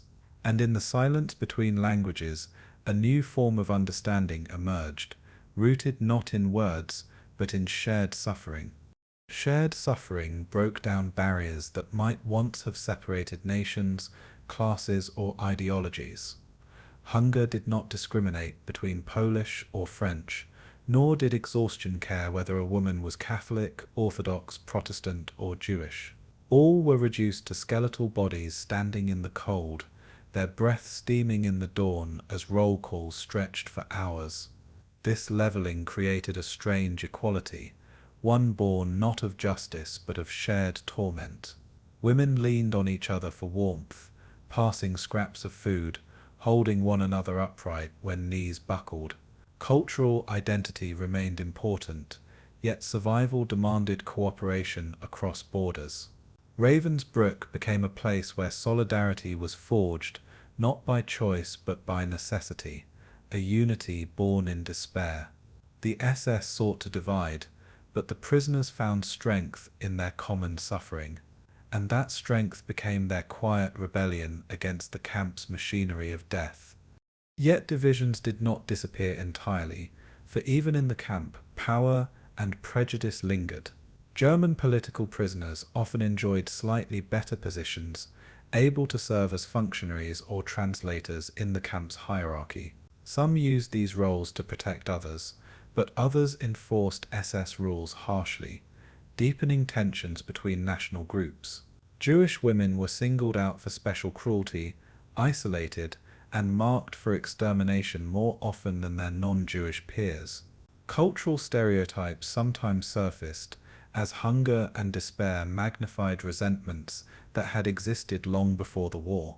Still, many women fought against these divisions, recognizing that solidarity was their only hope. The camp became a laboratory of human interaction, testing the limits of cooperation under unimaginable stress. Differences remained, but they were often pushed aside in favor of survival. And in this uneasy unity, the prisoners found fragments of hope. Acts of solidarity became lifelines in the international camp, binding women together across borders. French prisoners smuggled extra bread to starving Polish comrades, while Russians shared songs that lifted spirits in the barracks. Norwegians organized secret classes, teaching languages or history to pass the endless hours. Germans whispered news of the outside world, bringing fragments of hope from newspapers or rumors. These small acts of kindness created a culture of resistance within Ravensbrück, proving that the human spirit could endure even in captivity. Solidarity was dangerous, for the SS punished any sign of cooperation across boundaries. Yet women persisted, weaving a web of survival that defied the logic of the camp. They built families where none existed, creating bonds of sisterhood in place of those they had lost.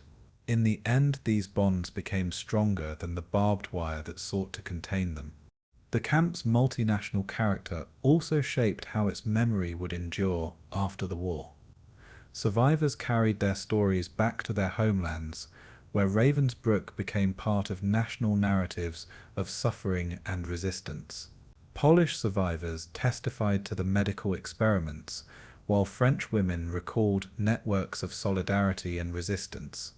Soviet survivors described the brutality of their treatment, linking it to the larger war of annihilation in the East.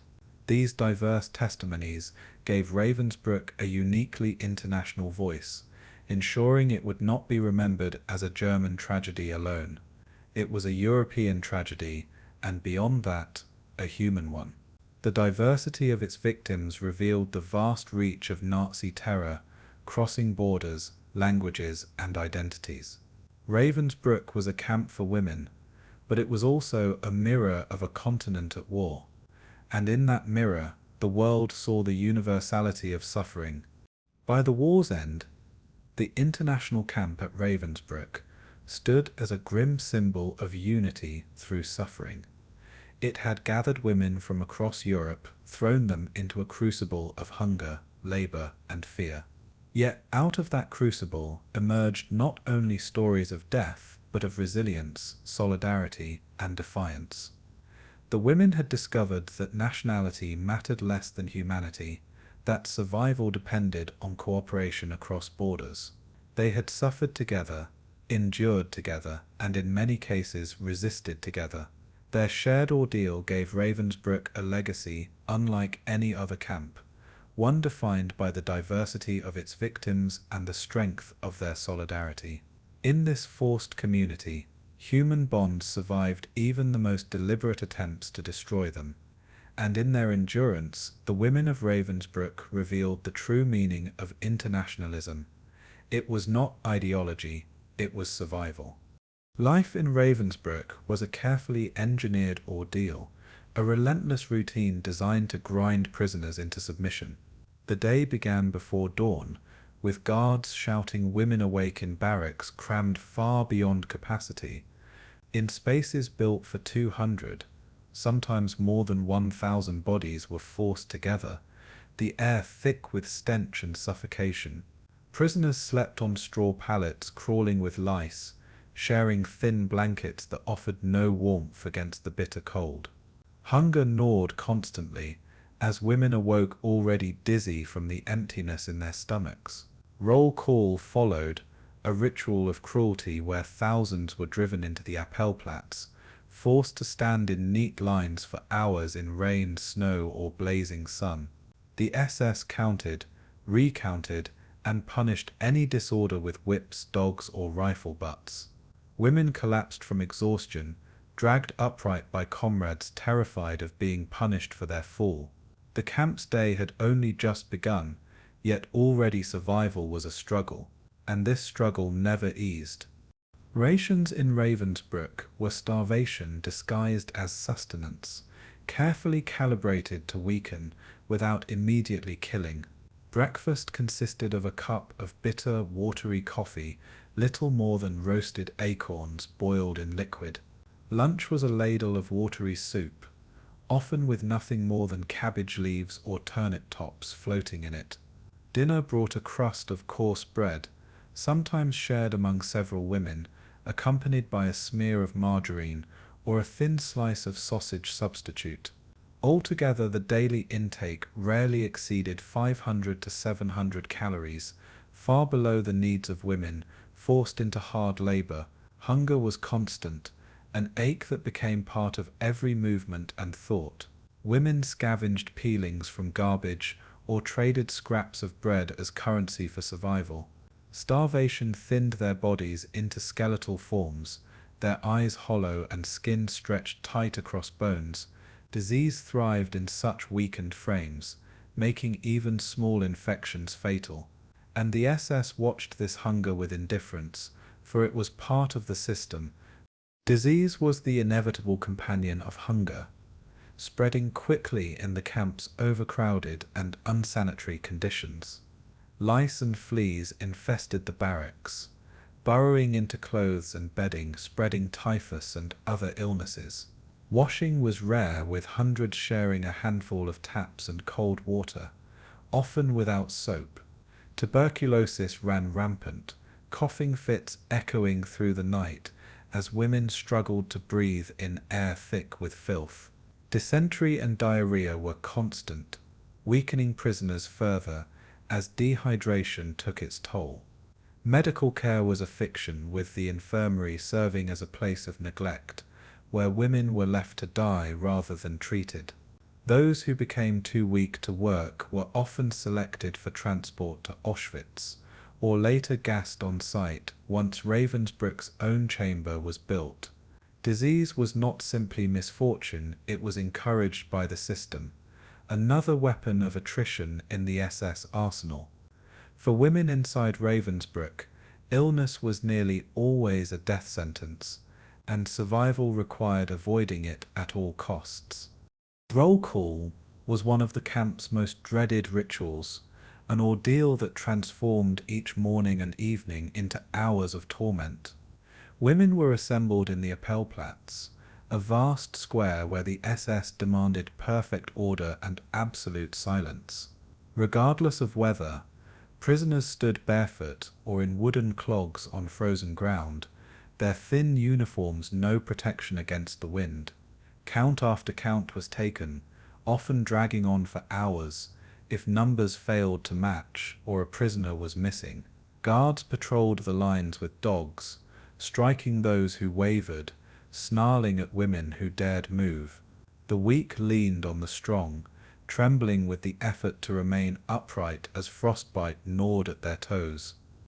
Some collapsed and never rose again, their bodies dragged aside while the count continued. Roll call was not only about numbers, it was about breaking spirit, forcing prisoners to submit to the ritual of power. It was a theatre of cruelty, staged twice every day, and it left women drained before their labour even began. Punishment in Ravensbrück was an everyday spectacle, carried out with the precision of terror. Women who faltered at work were beaten publicly, sometimes until unconscious, to remind others of the price of weakness. Others were locked in punishment cells, tiny spaces where prisoners could neither stand fully nor lie down, left without food or water for days. Collective punishments were common, entire barracks made to stand at roll call until exhaustion or death claimed the weakest. Whippings were administered on wooden benches, overseers counting lashes, while other prisoners were forced to watch. Some punishments were designed not merely to inflict pain, but humiliation, stripping women naked, or shaving their heads to destroy dignity. Dogs were unleashed to terrify or maul those who resisted orders. The cruelty was systematic, a language of power that spoke through violence. For the SS, punishment was not corrective, it was domination, and every act of brutality deepened the atmosphere of fear that defined daily life. Executions added a grim finality to the system of punishment, making death an ever-present reality within the camp. Women accused of sabotage, escape attempts, or defiance were often hanged in front of their comrades, their bodies left suspended as warnings. Firing squads executed others in nearby woods, the crack of rifles carried on the wind to those still laboring in factories. In 1944, the camp's own gas chamber was built, a new tool of extermination that claimed thousands in its first months of operation. Women were marched into the chamber under pretense of showers, only to collapse as Zyklon B filled the air. Crematorium smoke rose above Ravensbrück daily, a reminder that death was always close. These executions were not hidden but made visible, a deliberate reminder that survival was fragile and fleeting. Life in the camp was lived under the shadow of death, its presence constant, unrelenting, and undeniable. Ravensbrück was not just a prison, it was a machine of annihilation. Amid this daily suffering, small acts of resistance and solidarity flickered like candles in the dark. Women shared scraps of bread with those near collapse, risking their own survival to sustain another. They whispered prayers, songs, or stories, preserving fragments of culture and memory in defiance of dehumanization. Some sabotaged work in small ways, slowing machines or damaging tools despite the danger. Others comforted the dying, ensuring they did not leave the world alone.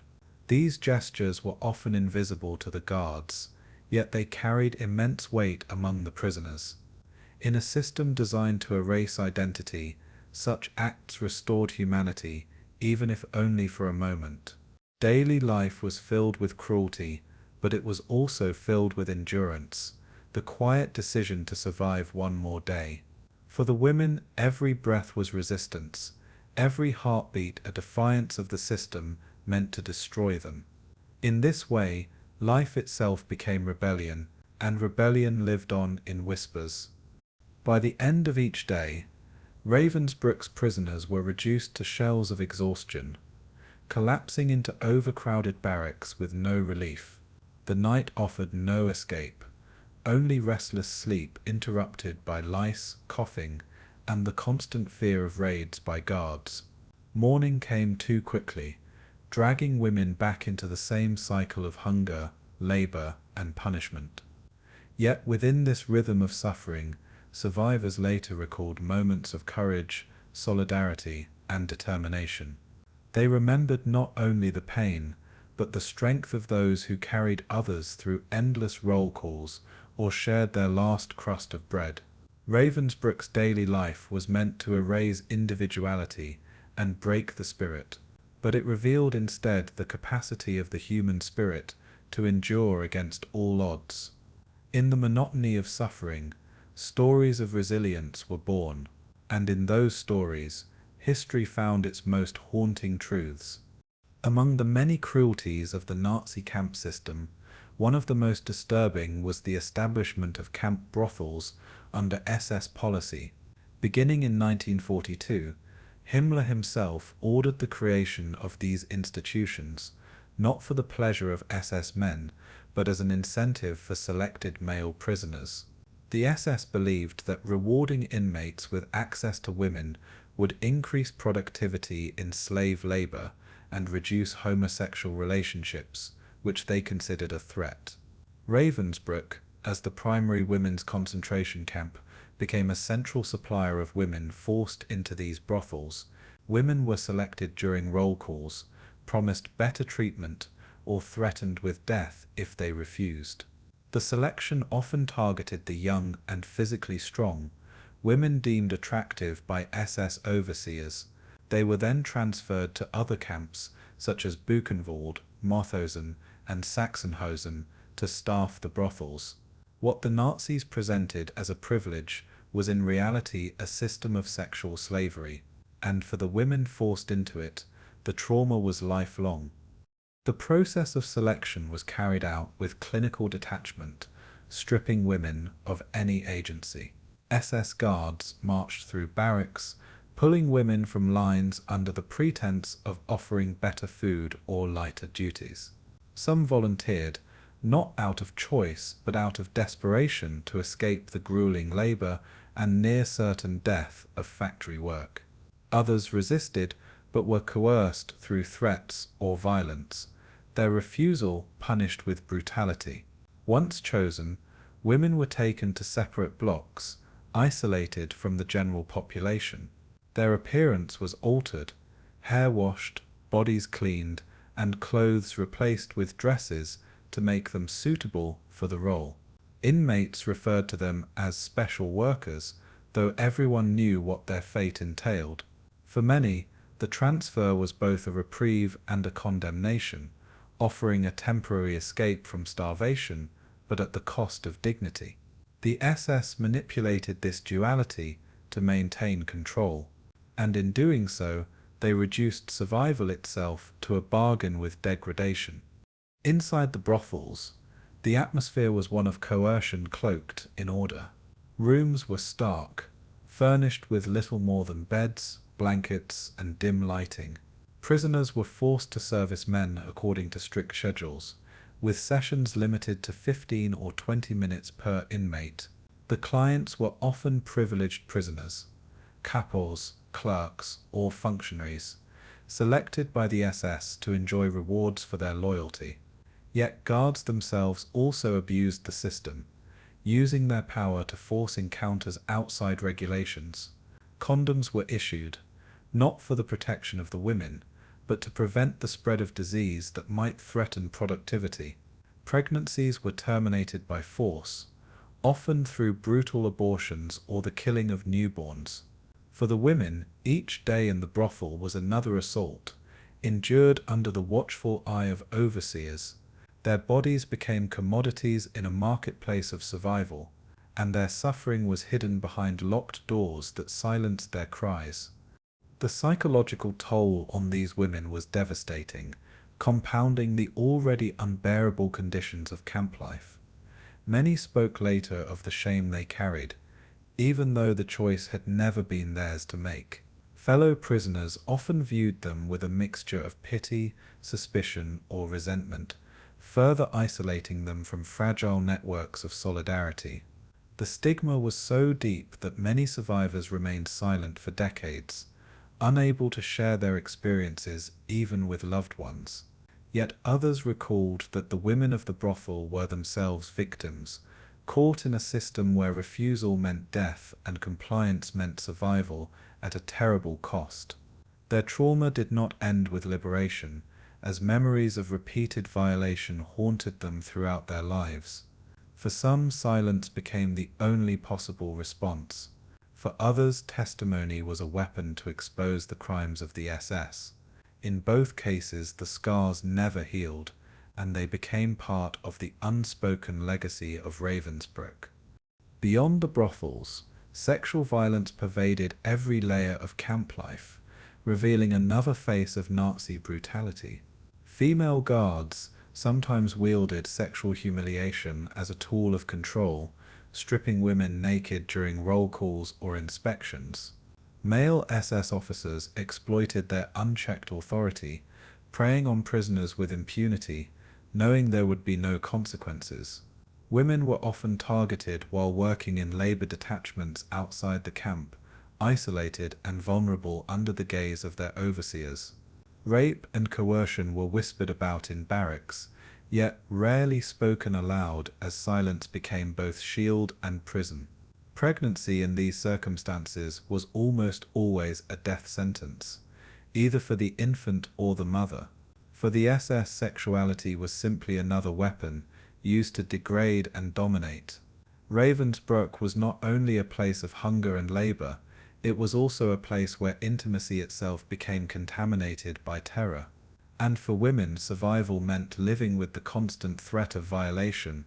The presence of brothels exposed the hypocrisy of Nazi ideology, which publicly preached racial purity while privately enabling exploitation. The SS justified them as measures to improve discipline and efficiency, claiming they prevented homosexuality or boosted morale. In reality, they reduced women to tools in the machinery of control, commodifying bodies in service of ideology.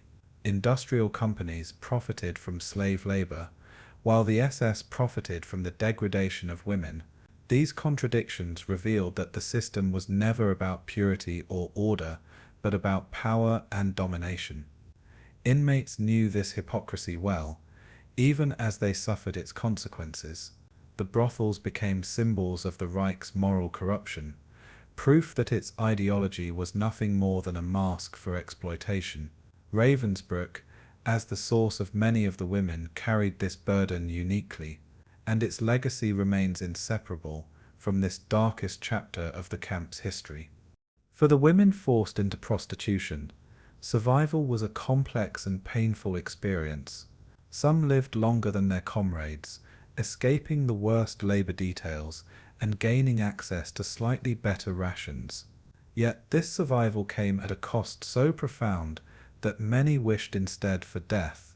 Others perished quickly, broken by disease, suicide, or despair after months of exploitation.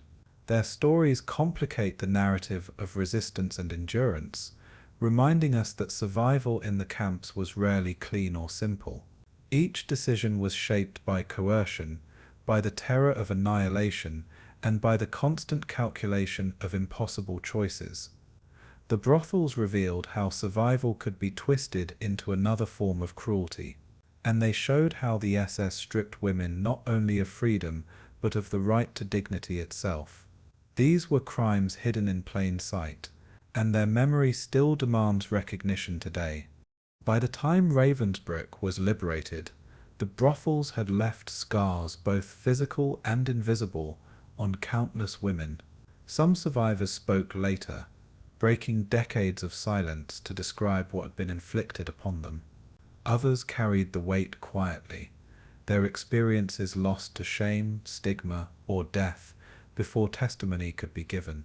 For historians, piecing together this story has been a slow process, reliant on fragments of evidence and whispered recollections.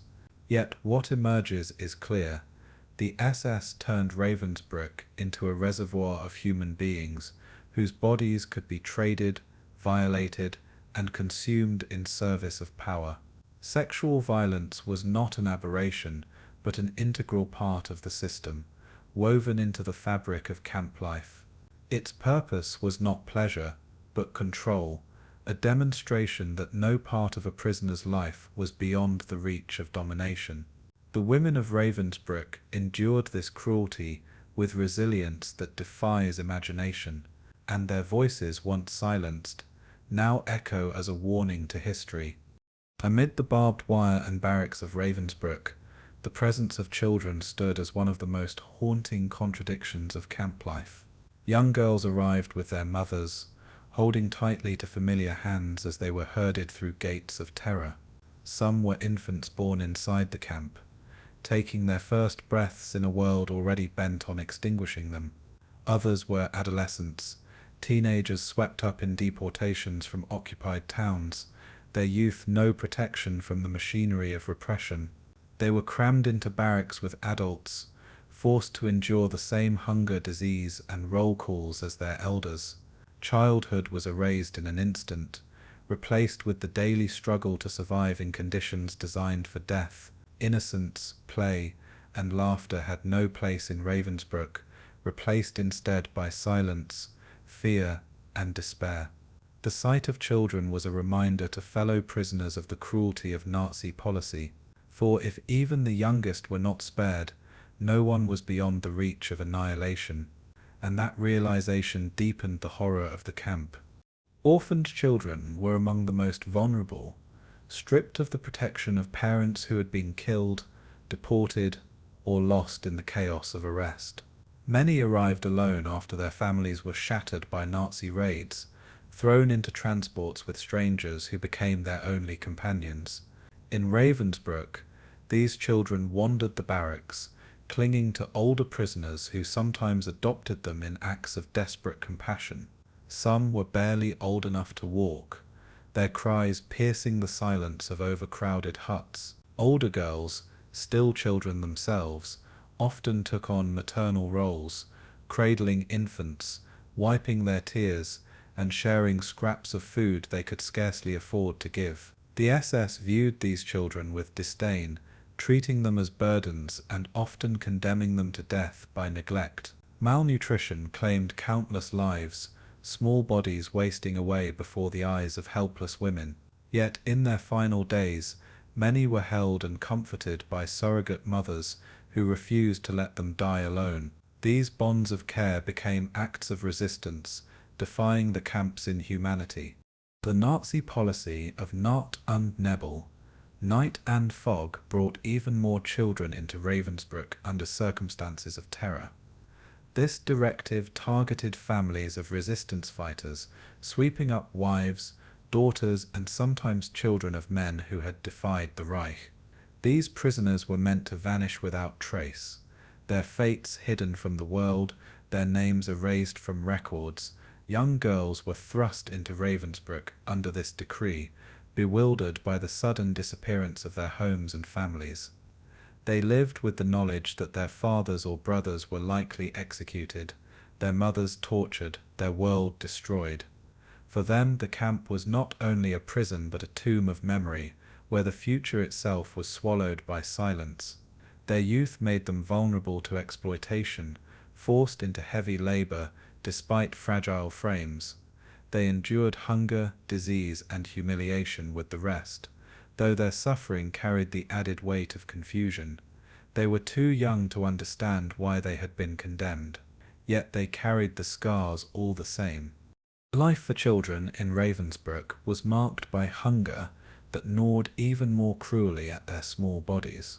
Rations that barely sustained adults quickly consumed the reserves of youth, leaving children skeletal and weak within weeks. Many were unable to endure the endless roll calls, collapsing in the cold as fellow prisoners struggled to hold them upright. Disease spread rapidly among them, claiming lives before meager medical help could arrive. Infants starved in their mothers' arms, their cries fading into silence as milk dried up, and no substitutes were provided. The camp became a graveyard of childhood, where small graves were never marked, and names were rarely recorded. Each loss reverberated through the barracks, deepening despair among the women who witnessed it. The SS treated these deaths as inevitable, another detail in the machinery of extermination. For the prisoners, every child lost was a reminder of the cruelty of a system designed to erase generations, and survival itself became a fragile miracle. Yet, even amid this devastation, some children managed to survive, protected by acts of extraordinary courage from fellow prisoners. Women formed hidden networks to shield the youngest, disguising them during selections, smuggling them scraps of food, and soothing them through terror. In some cases, infants were concealed in laundry or work details, kept out of sight of guards who might condemn them. Older girls were taught to stay silent during inspections, their presence masked within barracks by women who shielded them with their bodies. These small acts of concealment risked punishment or death if discovered, yet they were carried out with quiet determination. Prisoners understood that protecting a child meant preserving hope itself, for if even one child could survive Ravensbrück, then humanity itself had not been extinguished. These clandestine efforts did not always succeed, but when they did, they left behind stories of triumph amid despair, and those stories became the fragile victories of Ravensbrück. Teenage girls endured a particularly cruel fate, treated as adults in every respect, but denied the dignity of maturity. Many were forced into labor alongside women twice their age, carrying bricks, hauling timber, or stitching uniforms in freezing workshops. Their bodies, still growing, broke under the strain, leaving them exhausted and ill long before adulthood. They endured humiliation from guards, who mocked their weakness and punished their failure to keep pace. Some were targeted for sexual abuse, exploited by overseers who knew their youth offered no protection. Yet within the barracks, these girls often became symbols of resilience, their youthful energy lifting spirits despite their suffering. Fellow prisoners tried to shield them, offering guidance, comfort, and the fragments of education stolen by captivity. They grew up too quickly, their adolescence consumed by survival, but in their endurance, they carried forward the strength of a generation scarred by war, and their survival became a living testament to defiance.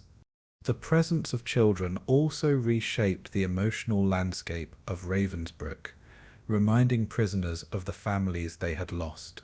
For mothers separated from their own children, caring for an orphan or comforting a young girl became a way to channel grief into love. Acts of storytelling, lullabies, or whispered prayers preserved fragments of childhood in a place where innocence had no space. These gestures were as much for the women as for the children, offering them a fragile sense of purpose in the midst of despair. Guards often sought to crush this spirit, mocking women for their tenderness or punishing them for small acts of compassion. Yet the impulse to nurture could not be eradicated, even in Ravensbrück. In a world designed to destroy life, women chose to protect it, even at great risk. Their defiance revealed the persistence of humanity in its most basic form, and it gave meaning to survival beyond mere endurance. By liberation in 1945, only a fraction of the children who had entered Ravensbrück remained alive.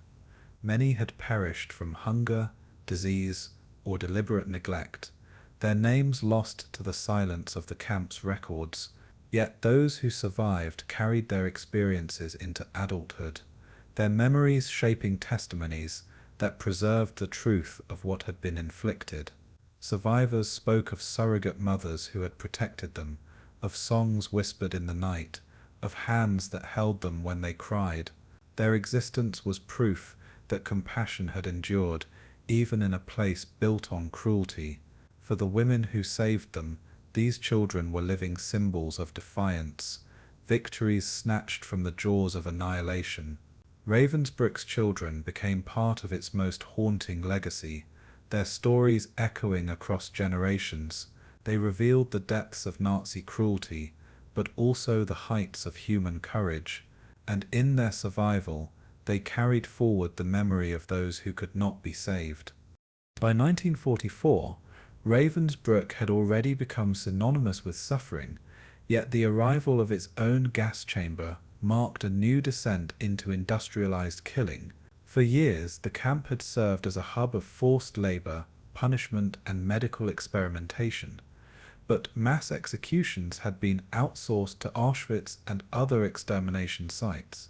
As the tide of war turned against Germany, the SS grew desperate to accelerate the pace of killing, no longer willing to expend resources on transporting prisoners. A small gas chamber was constructed just beyond the camp perimeter, concealed within a cluster of buildings that had once been used for storage. Unlike the sprawling death factories of Poland, it was a crude but efficient apparatus, designed to murder hundreds each day. Prisoners were told they were being led to showers, stripped of their clothing, and herded inside under guard. Zyklon B pellets or carbon monoxide was then released, suffocating victims in a matter of minutes. Their bodies were dragged out, piled high, and incinerated in mobile crematoria nearby. For the women of Ravensbrück, this was the final betrayal. A place that had broken their spirits now claimed their lives in silence. The gas chamber at Ravensbrück symbolized the camp's new role within the final solution. Initially, the camp had been seen as a labor reservoir, its female prisoners exploited for factories, quarries, and construction projects. But as the Reich faltered, the calculus shifted from exploitation to extermination. The SS viewed the sick, the elderly, and those deemed unproductive as expendable, reducing human lives to calculations of efficiency. Prisoners too weak to work were routinely selected during roll calls and marched toward the chamber. Rumors spread quickly through the barracks, whispers of smoke rising from the crematoria and of women vanishing overnight. Some refused to believe, clinging to the faint hope that deportations were taking them elsewhere. But for those who witnessed the process, denial was impossible. Ravensbrück had become not only a prison of suffering, but a machine of mass murder, and its role as a women's camp gave this killing ground a uniquely harrowing dimension.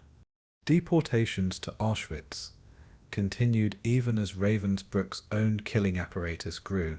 Transports of women, often numbering in the thousands, were crammed into cattle cars and shipped east, never to return. For many, the sight of trains departing the camp was a moment of dread, for they knew the destination was the largest death camp of the Reich. Mothers and daughters were torn apart in selections, some sent to forced labor while others were marked for immediate extermination. The decisions were often arbitrary, made by SS doctors with a flick of a finger, consigning women to life or death in an instant. Survivors recalled the haunting images of children being wrenched from their mothers' arms, their cries swallowed by the roar of departing trains. These deportations revealed that Ravensbrück was both a feeder camp and an extermination site, intertwined with the machinery of the Holocaust. Those who escaped deportation often faced the gas chamber at home, and so for countless women, the choice was no choice at all: death by train or death by chamber.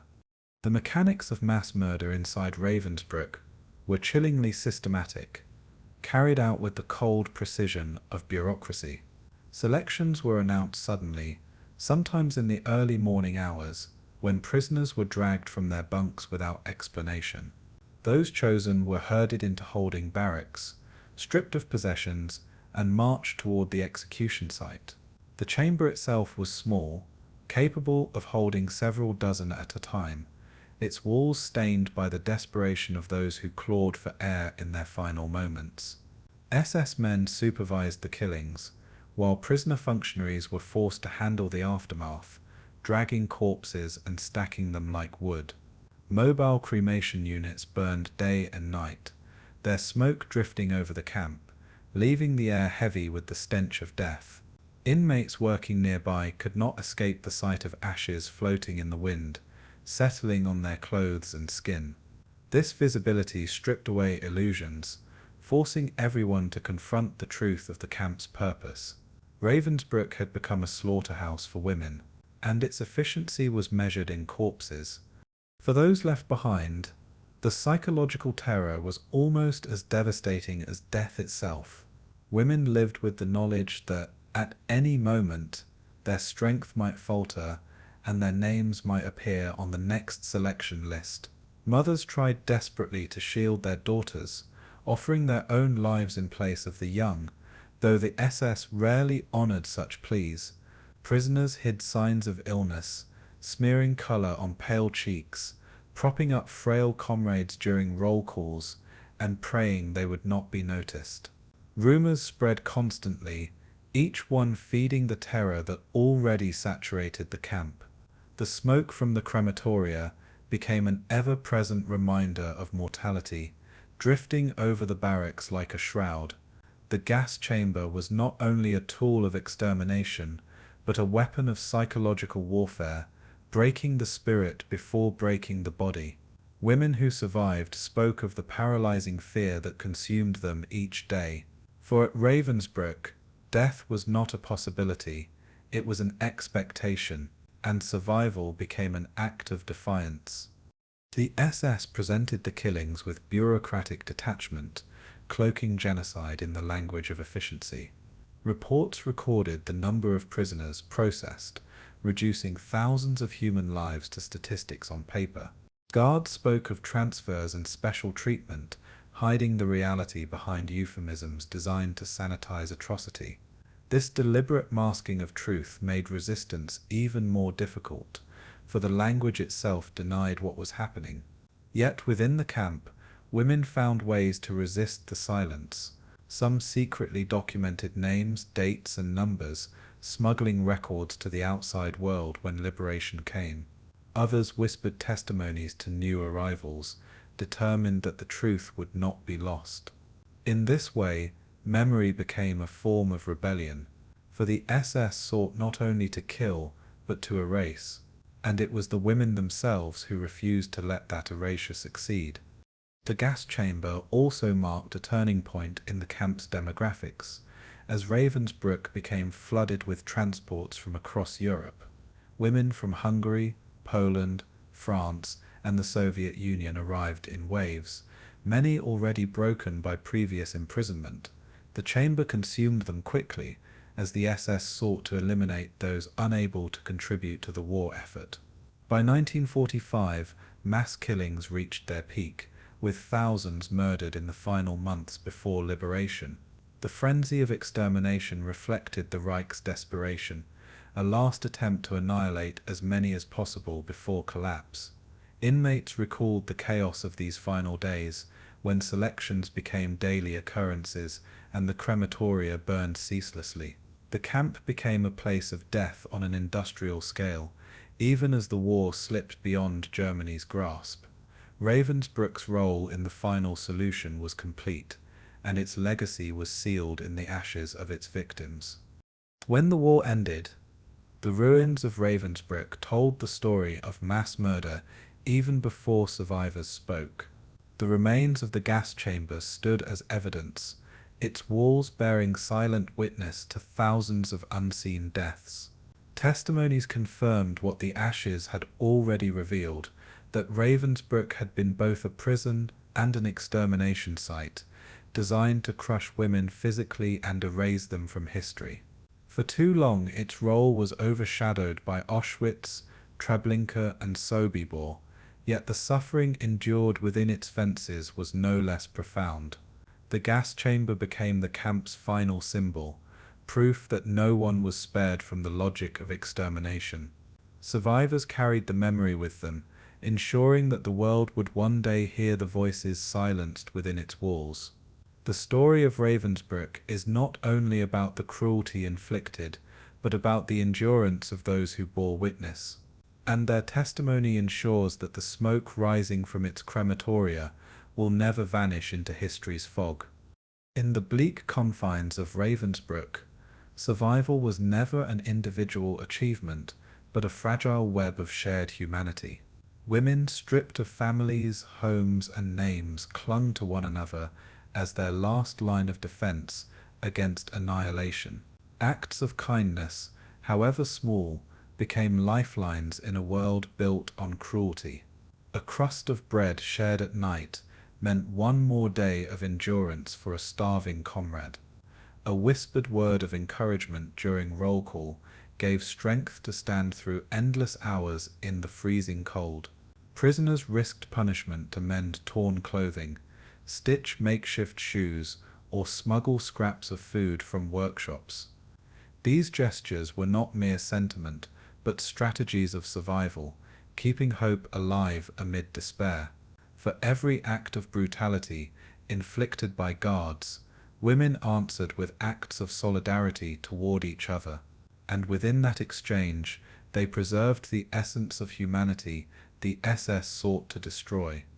Spiritual resistance took many forms, offering a realm of defiance that guards could not touch. Religious women gathered secretly in corners of barracks, reciting prayers, psalms, and hymns remembered from home. Jewish inmates whispered fragments of Hebrew blessings, holding fast to traditions even as their people were annihilated. Catholics made the sign of the cross with invisible fingers, creating moments of faith no whip could erase. These secret rituals provided strength, reminding women that their spirits remained unconquered. Some recited poetry from memory, preserving language and beauty in the face of dehumanization. Others shared stories of their children or homes, invoking memories as shields against despair. Belief, whether in God, justice, or the eventual end of tyranny, became a quiet rebellion. The guards could break bones and starve bodies, but they could not extinguish conviction. And in the silence of prayer and story, women rebuilt themselves day by day. Education became another form of resistance, carried out in whispers and gestures between exhausted labor shifts. Teachers among the prisoners passed knowledge to young girls, teaching languages, mathematics, and history in fragments stolen from misery. Women wrote alphabets with fingers in the dirt, drew maps on the backs of scraps, and recited lessons from memory. Cultural exchange blossomed despite the fences, as Polish, French, Russian, and German prisoners taught each other songs, proverbs, and traditions. This clandestine schooling gave children and adolescents something to cling to beyond survival, preserving the idea of a future after the war. Inmates even organized secret lectures, where former professors spoke softly to audiences of women huddled together. These moments of learning affirmed identity, reminding prisoners they were more than numbers tattooed on lists. To know, to remember, and to teach became acts of defiance. Knowledge could not be burned or shot. It could only be carried forward in minds, and thus education became an invisible weapon of endurance. Cultural life, however fragile, found expression within Ravensbrück's walls. Women composed songs, often bitterly ironic, mocking the SS in ways guards could not decipher. Poetry circulated in whispers, lines memorized and passed from mouth to mouth like treasures. Some prisoners sketched with charcoal stolen from workshops, capturing the faces of comrades in secret portraits. Theatre too emerged in barracks, with inmates enacting small performances to lift spirits, mimicking daily routines in satire. Even laughter, rare and fleeting, became a form of rebellion against despair. These cultural sparks preserved individuality in a system designed to erase it. They reminded women that beyond starvation and death, art and memory endured. A song sung in a darkened barrack could carry more power than the whip outside, for it proclaimed that the SS could dominate bodies, but not extinguish the human need for expression. And in those fragile creations, a kind of freedom survived. Solidarity was not limited to words and rituals. It extended into direct acts of life-saving bravery. Women shared medicine in secret, smuggling aspirin or bandages from infirmaries to those most in need. Prisoner nurses concealed the gravely ill from selections, hiding them beneath straw mattresses or altering medical records to spare their lives. Stronger women carried weaker comrades to roll calls, propping them up to fool guards into believing they could still work. Food, smuggled from kitchens or workshops, was divided among the frail rather than hoarded. Inmates bartered scraps of clothing, socks or headscarves to protect each other against the brutal cold. Every act carried risk, for discovery could mean beatings, torture, or death. Yet countless women chose to help despite the danger, defying the logic of self-preservation. Solidarity became a rebellion more powerful than hatred, and in a camp built to destroy, these acts allowed life to persist. Stories of survival often highlight women who embodied extraordinary courage, yet they were rarely alone in their efforts. Survivors spoke of comrades who took turns comforting the dying, ensuring no one passed in loneliness. They remembered women who whispered lullabies to children, or who gave up their own rations so another might endure. Names like Olga Benario Prestes, a communist fighter, or Geneviève de Gaulle, niece of Charles de Gaulle, became symbols of resilience. Yet just as powerful were the anonymous prisoners whose kindness went unrecorded but saved countless lives.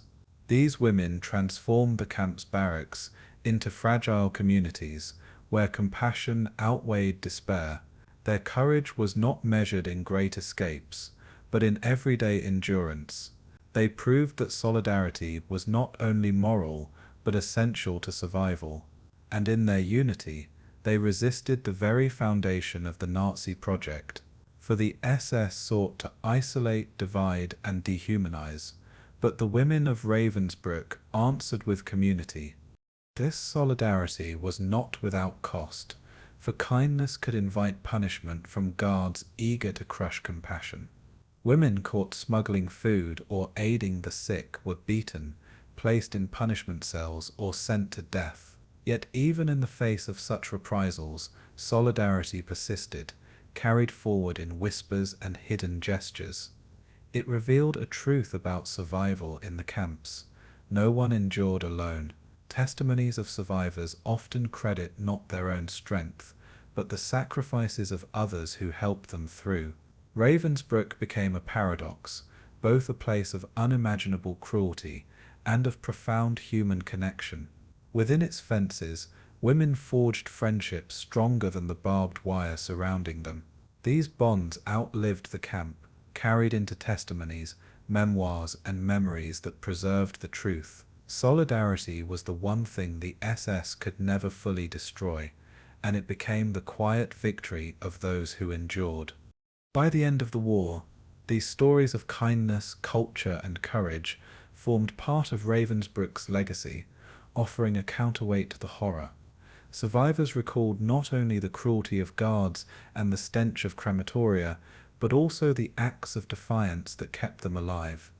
They remembered the hands that held them when they faltered, the voices that sang to them when despair seemed overwhelming, and the knowledge passed in whispers that reminded them of a world beyond the camp. These memories carried forward into history, proving that solidarity was as vital as resistance. For while the gas chambers consumed bodies, kindness preserved souls. Ravensbrück was a place of suffering, but it was also a place where humanity persisted against all odds. That persistence remains one of its most enduring lessons, and in remembering it we honor the women who kept each other alive in the face of annihilation. At Ravensbrück, forced labor was not only a method of punishment, but also a vital cog in the machinery of German industry. By 1942, as the war dragged on and the Reich grew desperate for manpower, women were transformed into commodities leased to corporations. Siemens, Germany's industrial giant, became the most infamous partner, constructing factories directly beside the camp to exploit its prisoner population. The SS provided the labor force, while Siemens provided the profits, a collaboration cemented in contracts signed in Berlin boardrooms, far removed from the misery of the barracks. Women were marched from camp gates into factory halls each morning, their exhaustion irrelevant to quotas set by corporate overseers. There they labored under flickering lights and the gaze of guards, producing electrical components vital for the Luftwaffe and Wehrmacht. Their bodies became extensions of machines, their worth measured in output, not survival. Siemens workers were not anonymous laborers, but enslaved prisoners, and every spark of electricity they manufactured was powered by human suffering. The Siemens factories at Ravensbrück produced critical components for the Nazi war machine, from electrical switches and generators to precision instruments used in weapon systems. Each piece represented hours of toil stolen from women whose hands bled from repetitive labor. Many had no prior industrial experience, yet they were forced to master complex assembly tasks with little training. Mistakes were punished severely, sometimes with beatings or reductions in already meager rations. The company installed machines that demanded constant vigilance, and prisoners were often injured by belts, presses, or electrical shocks. Instead of treatment, the wounded were discarded, sent back to camp infirmaries where selection often meant death. The factory floors became arenas of quiet terror, where survival meant not only enduring hunger, but also avoiding fatal mistakes. Siemens profited immensely from this system, securing government contracts worth millions of Reichsmarks. Its managers knew the origin of their labor supply, yet chose complicity over conscience, and the women paid the price in broken bodies and stolen lives. The collaboration between Siemens and the SS reflected a broader pattern across Nazi Germany, where corporations turned to concentration camps as reservoirs of cheap, disposable labor. For the SS, this arrangement was lucrative, with prisoner labor rented to companies at fixed daily rates. For corporations, it was efficient, ensuring a steady stream of workers immune to strikes, wages, or labor rights. At Ravensbrück, Siemens built multiple workshops, some housed in barracks-like structures, others in newly constructed brick halls adjacent to the camp. The proximity erased any illusion of ignorance. Siemens engineers and supervisors walked past barbed wire and watchtowers daily. The screams of beatings, the sight of skeletal women, and the stench of death from crematoria could not have been ignored. Yet these realities were normalized, folded into the rhythm of production, as if they were irrelevant background noise. Profit silenced moral concerns. And in the calculation of industry, efficiency outweighed humanity. For the women, work in Siemens meant another layer of dehumanization, yet some clung to it as marginally preferable to outdoor labor. Inside the factories, at least there was shelter from rain, snow, and biting winds. Yet conditions remained brutal, with suffocating heat in summer, frigid air in winter, and suffocating dust from machinery. Guards patrolled aisles, barking orders and punishing perceived laziness with blows. Exhaustion was constant, as women worked long hours after nights without sleep, collapsing at benches when hunger overcame them. Rations were never enough, and fainting at machines often brought harsh reprisals. Some women used the factory as cover for sabotage, deliberately damaging equipment or producing faulty parts in secret acts of resistance. These risks brought deadly consequences if discovered, but they offered a sense of defiance amid despair. For many, survival hinged on balancing submission with subtle rebellion, and Siemens became both a prison and a battlefield of invisible resistance. The complicity of Siemens cannot be separated from the larger economy of Nazi exploitation. As Allied bombers reduced German cities to rubble, the regime leaned ever more heavily on concentration camp labor. Ravensbrück became part of a vast web of industrial slavery, with satellite camps feeding workers into armaments factories. Women were loaned to multiple companies, from textile producers to construction firms, but Siemens stood out for the scale of its operations. It became the single largest employer of Ravensbrück prisoners, embedding the camp directly into its production chain. This partnership was not forced upon Siemens. It was pursued willingly, driven by profit and wartime contracts. Documents from the era show meticulous planning between SS administrators and Siemens executives. They coordinated shipments of labor as if they were raw materials, balancing numbers with factory needs. The women were not seen as human beings, but as expendable resources, and industry became complicit in genocide through its silence and greed. Prisoner testimonies after the war shed light on the human cost hidden behind Siemens' gleaming machines. Survivors recalled endless days of standing at benches until their legs swelled, their fingers raw and bloodied from handling wires and metal parts. They spoke of fainting under the strain, only to be revived with blows or buckets of water before being forced back to work. Many remembered colleagues collapsing beside them, their bodies dragged away by guards to fates unspoken but understood. The women gave accounts of sabotage, of quietly miswiring devices or dulling cutting tools to slow production. These acts, though small, represented immense courage in the face of certain death if discovered. Siemens supervisors often noticed, yet the SS responded with brutality that ensured compliance. Still, women persisted in their defiance, proving that even in factories of oppression, resistance endured. The memories of those survivors remain testimonies not only of suffering but of unbroken resolve.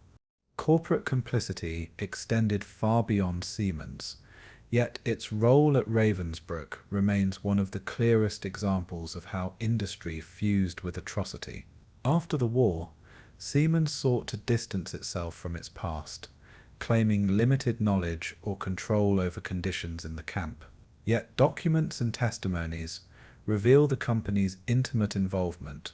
From building facilities to inspecting operations, profits flowed into its accounts, while corpses flowed out of camp crematoria, an equation that cannot be disentangled. Siemens executives, like many industrial leaders, avoided major accountability in post-war trials. The Cold War and Germany's rebuilding diverted attention, allowing corporations to reinvent themselves without reckoning fully with their crimes. But for the women who endured Ravensbrück, Siemens remained inseparable from their torment. Every machine part they produced carried the weight of their suffering, and every spark of profit illuminated the depth of industrial guilt. The role of Siemens and other corporations at Ravensbrück exposes a truth that shatters simplistic narratives of wartime responsibility.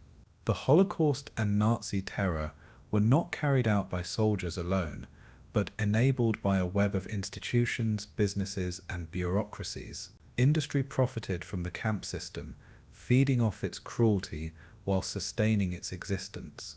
Ravensbrück was not only an SS creation, but a joint venture between ideology and commerce. The women forced into Siemens factories were both prisoners of the Reich and slaves of industry. Their suffering bridged the worlds of ideology and profit, revealing how deeply entwined they were. In remembering this, history confronts the uncomfortable reality that genocide was not only ideological fanaticism, but also economic calculation. Ravensbrück shows us the human cost of corporate complicity, and it demands that we never forget how profit can blind men to humanity.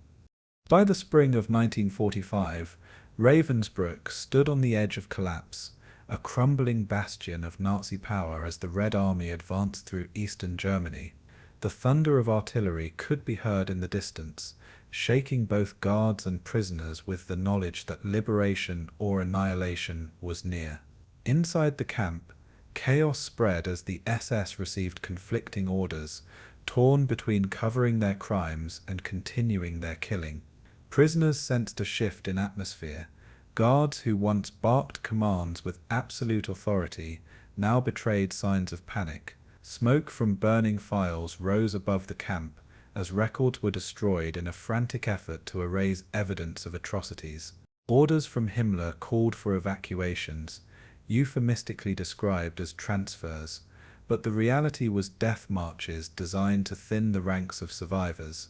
Thousands of women were assembled with little notice, forced from barracks with only the clothes on their backs. The gates of Ravensbrück opened not to freedom but to new suffering on the roads of Germany, and for many it would be their final journey. The death marches began in April 1945, with columns of exhausted women driven into the countryside under the watch of armed guards. They walked through freezing nights and cold spring rains, their feet blistered and bleeding from endless miles. Many wore only rags, their shoes long since disintegrated in camp, leaving them barefoot on icy roads. Food was scarce, sometimes a crust of bread shared among dozens, other times nothing for days. Water was taken from ditches, ponds, or snow, often contaminated but consumed out of desperation. Those who collapsed from exhaustion were beaten or shot by guards, their bodies left by the roadside as grim markers of the march. Villagers watched in silence, some with pity, others with indifference, as endless streams of skeletal women shuffled past. For survivors, these marches became etched into memory as journeys of unimaginable cruelty. Ravensbrück had been a hell of confinement, but the roads became a hell of endless motion, and each step was a fight against death. The SS sought to conceal their crimes by dispersing prisoners, scattering columns across northern Germany. Some groups were forced toward Mecklenburg, others deeper into the collapsing heart of the Reich, their destinations unclear even to the guards. Orders shifted constantly as Allied forces closed in, leaving prisoners wandering in circles through ruined villages and burned-out landscapes. Many marches had no true endpoint, designed only to prolong suffering until death or capture. Columns stretched for miles, with women collapsing at every turn, their numbers shrinking by the hour. Survivors recalled the horror of watching comrades fall beside them, whispering final words before being left behind. Sometimes guards shot the fallen to hasten the process, their gunshots echoing across empty fields. At other times, prisoners themselves were forced to make the cruel choice of moving on without their friends. The marches blurred the boundaries of time, with days merging into nights under an endless horizon of pain. For the women, survival was reduced to one foot in front of the other. The psychological toll of these marches was as devastating as the physical suffering. Women walked in silence, conserving strength, while their minds wrestled with despair and faint flickers of hope. The sight of burning villages, abandoned tanks, and refugees fleeing westward revealed the Reich's imminent collapse. Yet freedom still seemed impossibly distant, hidden behind endless miles of road and the ever-present threat of the guards' rifles. Some women sang quietly to maintain rhythm, fragments of lullabies or hymns shared across nationalities. Others clutched the hands of comrades, forming chains of solidarity that kept them upright. The dead, though abandoned, were carried in memory by those who survived, their names whispered like prayers. Hunger gnawed constantly, but the will to live burned stubbornly against all odds. For many it was not just survival for themselves, but survival to bear witness that kept them moving. And with every step, the memory of Ravensbrück marched with them. As the Red Army closed in, the SS grew increasingly ruthless, Determined to erase evidence of mass killings before liberation, executions multiplied within the camp, as those too weak to march were shot or gassed in the final days. Records were shredded or burned, leaving survivors to reconstruct the truth from fragments after the war.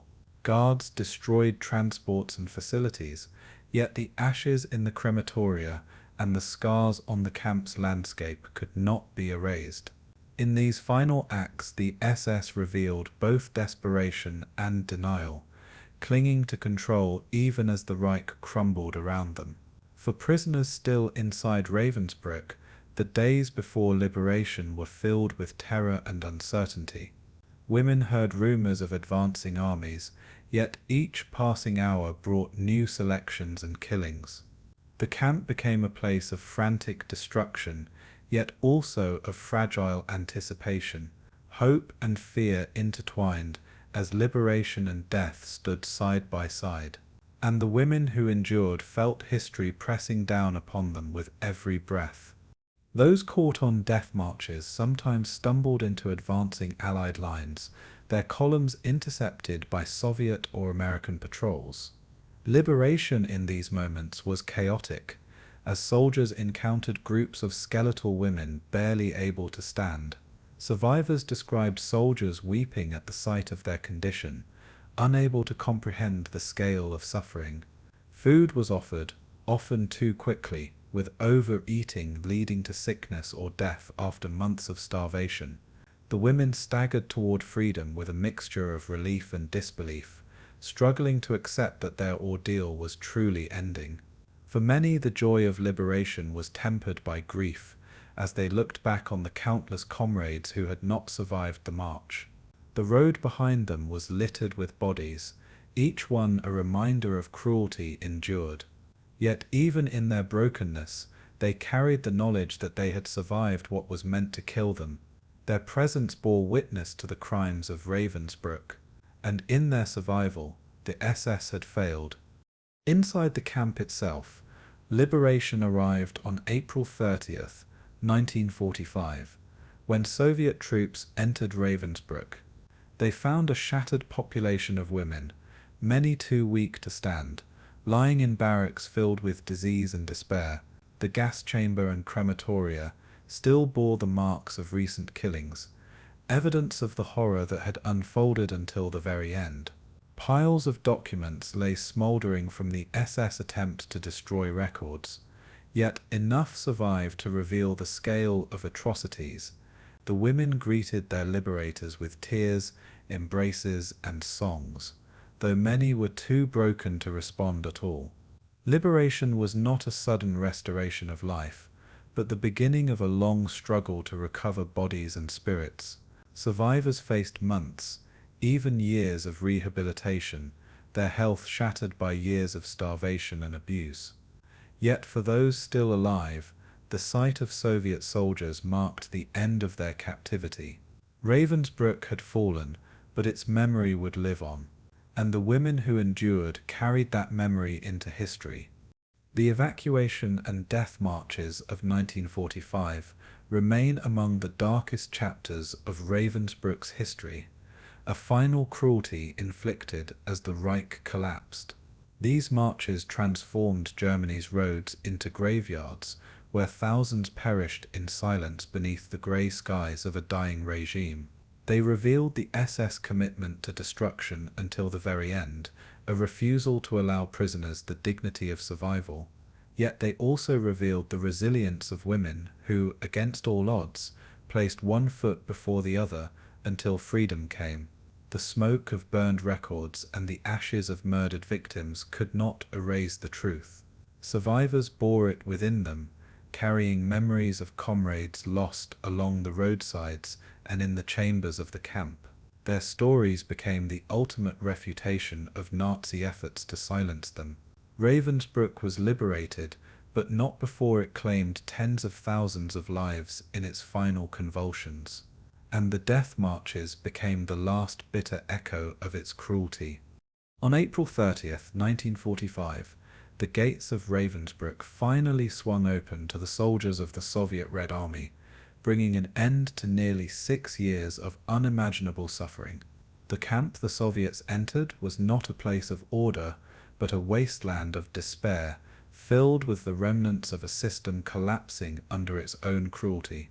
Barracks overflowed with skeletal women who could barely lift their heads, their eyes hollow yet burning with the faint light of survival. Many lay on straw mattresses soaked with disease, too weak to stand, waiting for death or salvation.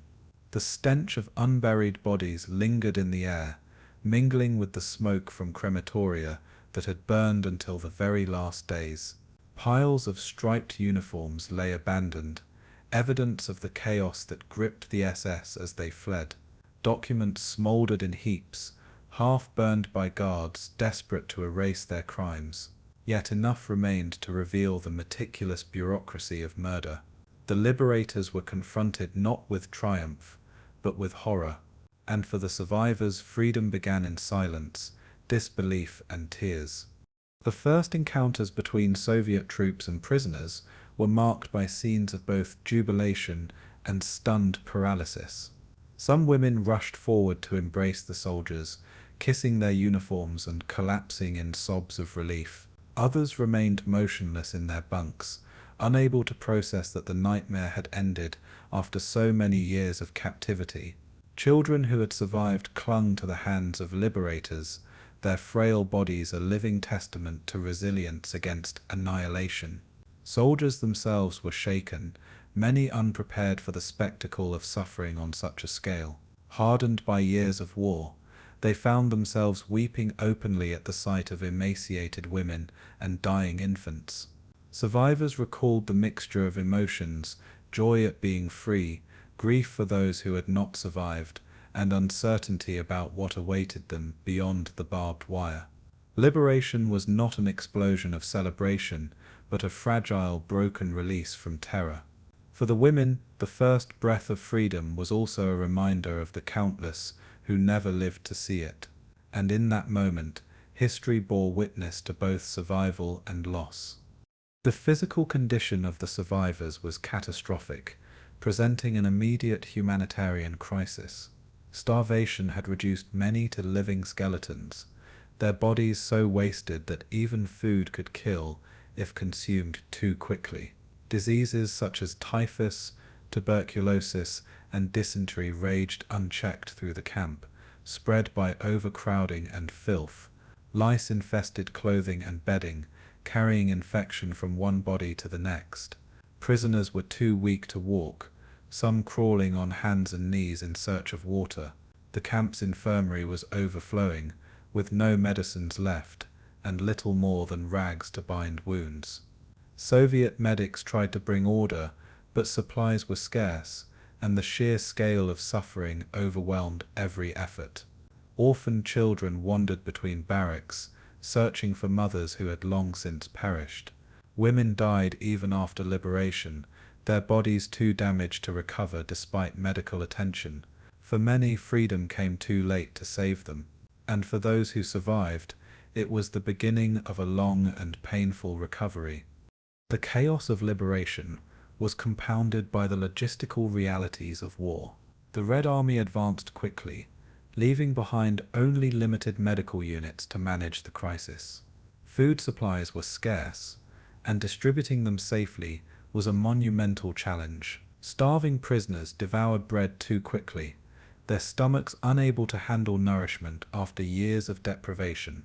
Water supplies were contaminated, causing further outbreaks of disease.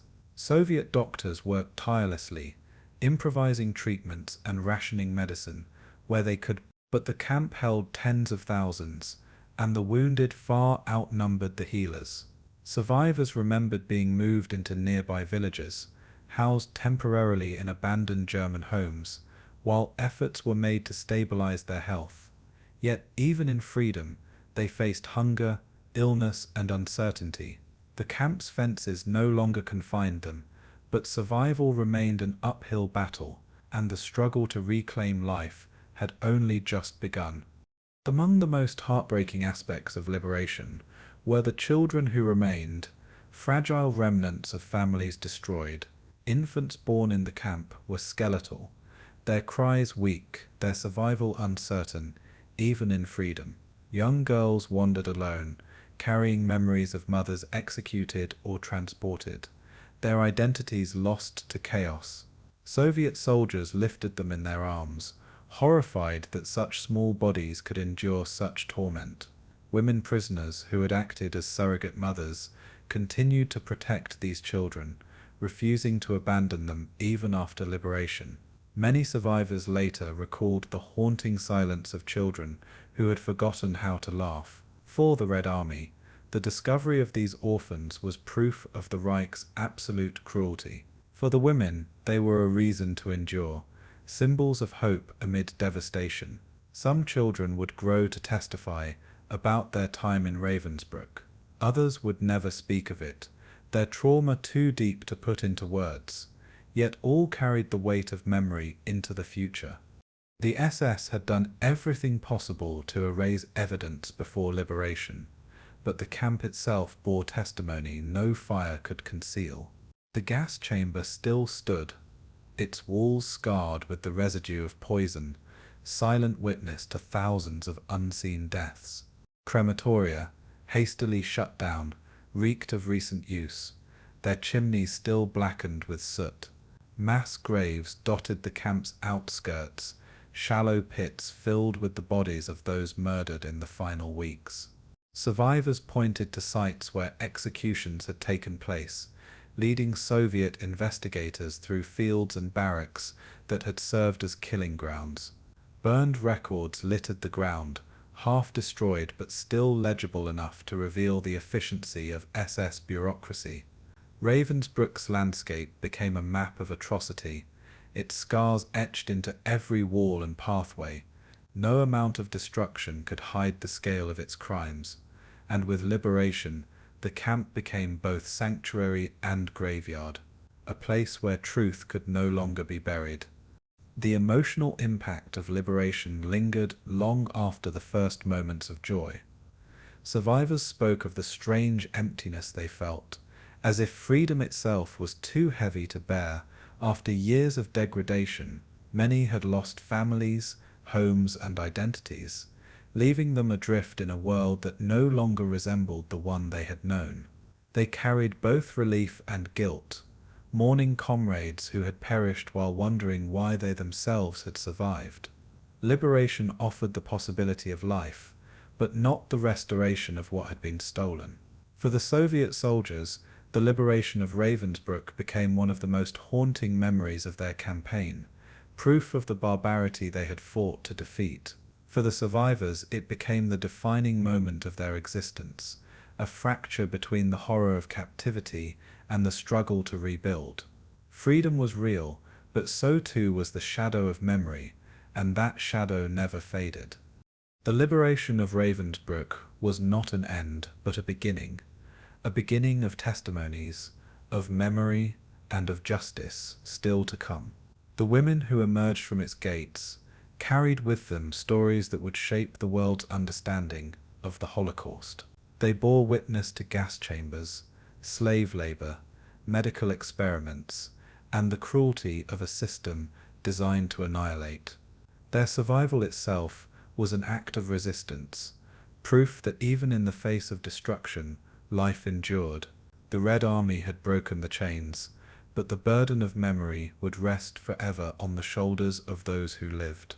Ravensbrück's liberation revealed not only the horror of Nazi crimes, but the resilience of women who endured them. And in their voices, history found the power to condemn, to remember, and to demand that such evil never rise again. When the gates of Ravensbrück were opened in 1945, liberation did not mean the end of suffering, but the beginning of a long, uncertain struggle for survival. The women who stumbled out of the camp were skeletal, riddled with disease and broken in body, yet they carried with them the will to live. Medical teams scrambled to provide aid, but resources were scarce, and the sheer scale of illness overwhelmed every effort. Typhus, dysentery, and tuberculosis claimed lives even after freedom, as bodies too weakened by years of starvation could not recover. Improvised hospitals were set up in nearby towns and villages, their wards filled with rows of emaciated women fighting to cling to life. Doctors learned quickly that feeding had to be gradual, lest malnourished stomachs collapse under sudden abundance. Nurses, often themselves survivors, tended to the sick with a mixture of compassion and desperation. Many women died in these first weeks, slipping away in sight of freedom they had waited so long to reach. Liberation was real, but its cost was measured in both survival and loss. And for those who lived, healing was only beginning. Rehabilitation was a process as much psychological as it was physical, and it proved far more difficult than any medicine could mend. Survivors faced nightmares, flashbacks, and uncontrollable trembling at the smallest sound or smell that recalled the camp. The trauma of daily selections, beatings, and gas chamber rumors haunted them long after the fences were gone. Many women spoke of the hunger memory, a gnawing obsession with food that never left, shaping their lives for decades.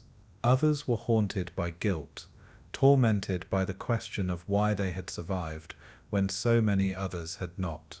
This survivor's guilt was compounded by the indifference they sometimes encountered when they returned home. Communities often wanted to move on from the war, unwilling to hear the details of camps they could scarcely imagine. For many, silence became a shield, a way to bury memories too painful to share. Yet silence was never complete, for the memories lived on inside them, and in the quiet of their lives, Ravensbrück remained. Testimony emerged slowly, often decades after the war, when survivors could no longer contain their memories. In the first years, trials of SS guards and doctors depended heavily on witness accounts from Ravensbrück's women. They described the camp structure, its gas chamber, its slave labor for Siemens, and its infamous medical experiments. These testimonies were vital, yet speaking them aloud reopened wounds that had barely begun to close. Some women never testified, choosing silence to protect themselves or their families from reliving the trauma. Others spoke reluctantly, often breaking down in courtrooms as they faced their former captors. The act of testimony was itself a form of resistance, ensuring that the crimes of Ravensbrück could not vanish into the smoke of destroyed records. Yet it also carried a personal cost, forcing survivors to relive their humiliation and terror before audiences that sometimes doubted them. Their voices were fragile but essential, and through them the world began to understand the magnitude of what had happened. The difficulty of rebuilding lives after Ravensbrück was immense, as survivors tried to re-enter societies forever changed by war. Families had been shattered, with husbands, children, and parents killed in battlefields, ghettos, and camps. Many women returned to empty homes, finding that nothing of their pre-war lives remained. Others discovered that their villages or towns no longer welcomed them, especially those who had been marked as political prisoners or members of despised minorities. In occupied Europe, reconstruction often overshadowed remembrance, leaving survivors to carry their burdens in isolation. Some emigrated, seeking new lives in distant lands where the shadow of the camp might feel further away. Others married quickly, driven by the desire to build families to replace those that had been destroyed. Yet trauma followed them, shaping relationships, parenting, and daily existence in ways they could not escape. Ravensbrück lived on not only in their memories, but in the fabric of their new lives, and every attempt to rebuild was shadowed by what had been lost. For many, the process of reintegration was complicated by physical disabilities that remained after years of abuse. Women with shattered bones from medical experiments hobbled with canes, their bodies permanently scarred by pseudo-scientific surgeries. Survivors of malnutrition faced lifelong health problems, from brittle bones to weakened immune systems. Infertility plagued many who had endured forced sterilization, robbing them of the chance to rebuild families in the way they desired. Survivors carried scars both visible and invisible, marks of cruelty etched into their flesh and memory alike. Some became symbols of resilience, speaking publicly about their experiences, while others retreated into private lives, hiding their injuries from a world that did not wish to see. Post-war governments offered little support, and reparations were slow, often entangled in bureaucracy that re-traumatized survivors with endless questioning. They had been made victims once by the SS, and again by indifference afterward. Healing was possible, but it was incomplete, and for many it never came at all.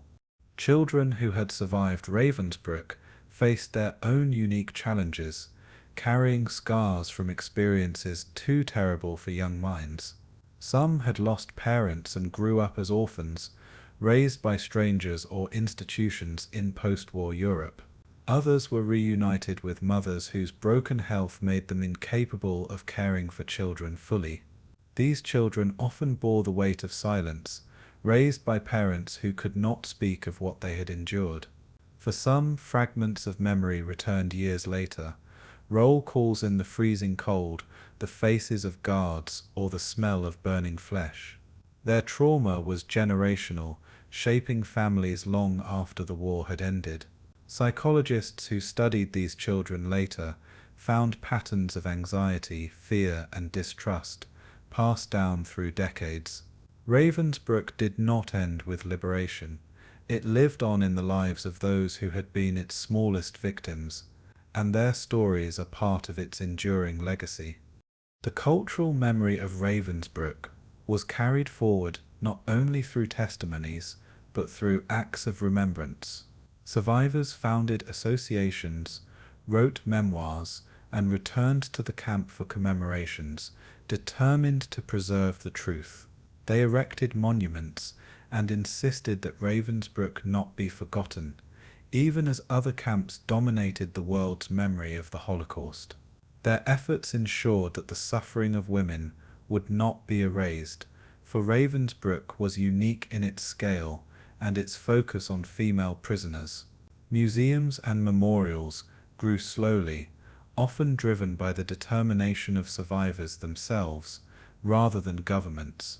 Each act of remembrance was also an act of defiance against silence, an insistence that their suffering had meaning beyond survival. They carried the stories of comrades who could not speak, giving voice to the dead through their words. In doing so, they shaped history itself, and they ensured that Ravensbrück's lessons would endure across generations. In the aftermath of Ravensbrück, survival was not an end but a lifelong journey, carried forward by women who bore the weight of memory.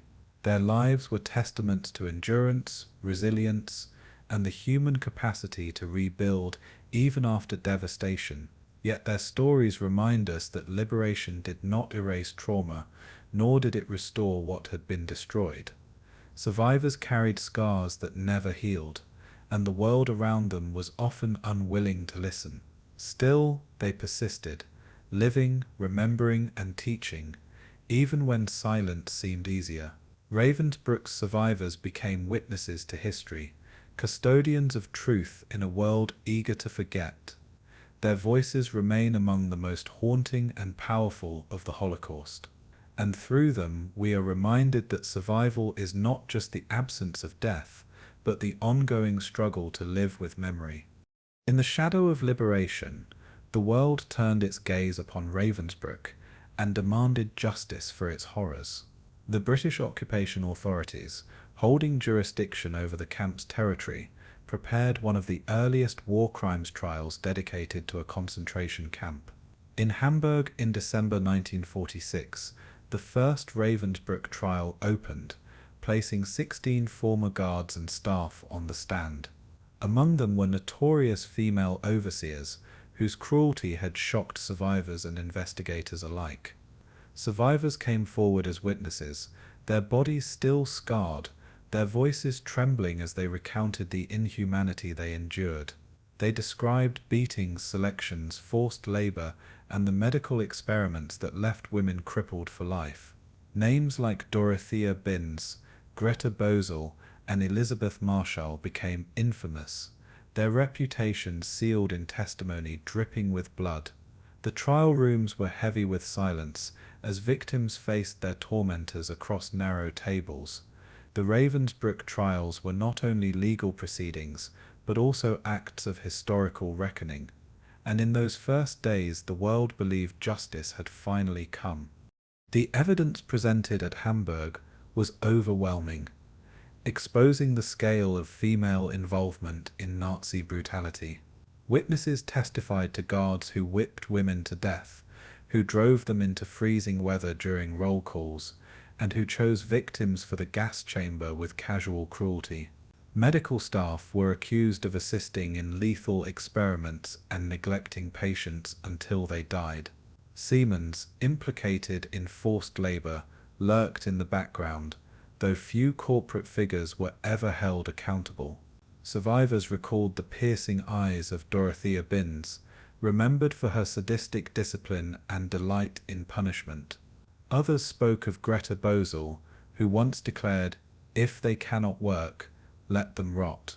The courtroom filled with accounts so harrowing that even seasoned prosecutors faltered in their questions. Records seized from the camp corroborated the testimonies, revealing a bureaucracy of death that no amount of denial could conceal. The crimes of Ravensbrück were undeniable, but how the world chose to punish them became a test of post-war justice itself. Sentences were delivered in February 1947, bringing a moment of reckoning for some of Ravensbrück's perpetrators. 11 of the accused were condemned to death by hanging, their crimes judged too heinous for mercy. Among those sentenced were Binns and Bosel, whose reputations as tormentors sealed their fates. Elizabeth Marshall, the camp's senior nurse, was also executed, her medical role twisted into cruelty rather than care. 5 others received long prison terms, though many of them would later be released early in a wave of post-war leniency. Executions were carried out in the yard of Hamelin Prison, where the condemned climbed the scaffold under the watch of British soldiers. For survivors, these hangings symbolized at least a fragment of justice in a world eager to move forward. Yet the trials only touched a fraction of the guilty. Thousands of guards, administrators, and collaborators at Ravensbrück slipped away into anonymity. And as the years passed, justice grew thin. Subsequent Ravensbrück trials followed, though their outcomes reflected the shifting priorities of a world entering the Cold War. In the late 1940s and early 1950s, more SS staff were tried in Hamburg, with some sentenced to death and others to prison terms. Yet political realities intruded. Western powers, now focused on rebuilding Germany as a bulwark against communism, began commuting sentences and releasing convicts. By the mid-1950s, many former Ravensbrück guards walked free, blending into post-war German society. Survivors, who had risked their health and memories to testify, felt betrayed as they watched their tormentors regain normal lives. Some encountered them on city streets, living quietly while their victims still bore scars and nightmares. The machinery of justice slowed, its momentum lost to geopolitics. Ravensbrück's crimes, so vivid in 1947, began to fade from the courts, and for many survivors silence returned, not imposed by the SS this time, but by history's neglect. The trials also exposed the uncomfortable reality of female perpetrators, challenging assumptions about women's roles in war and violence.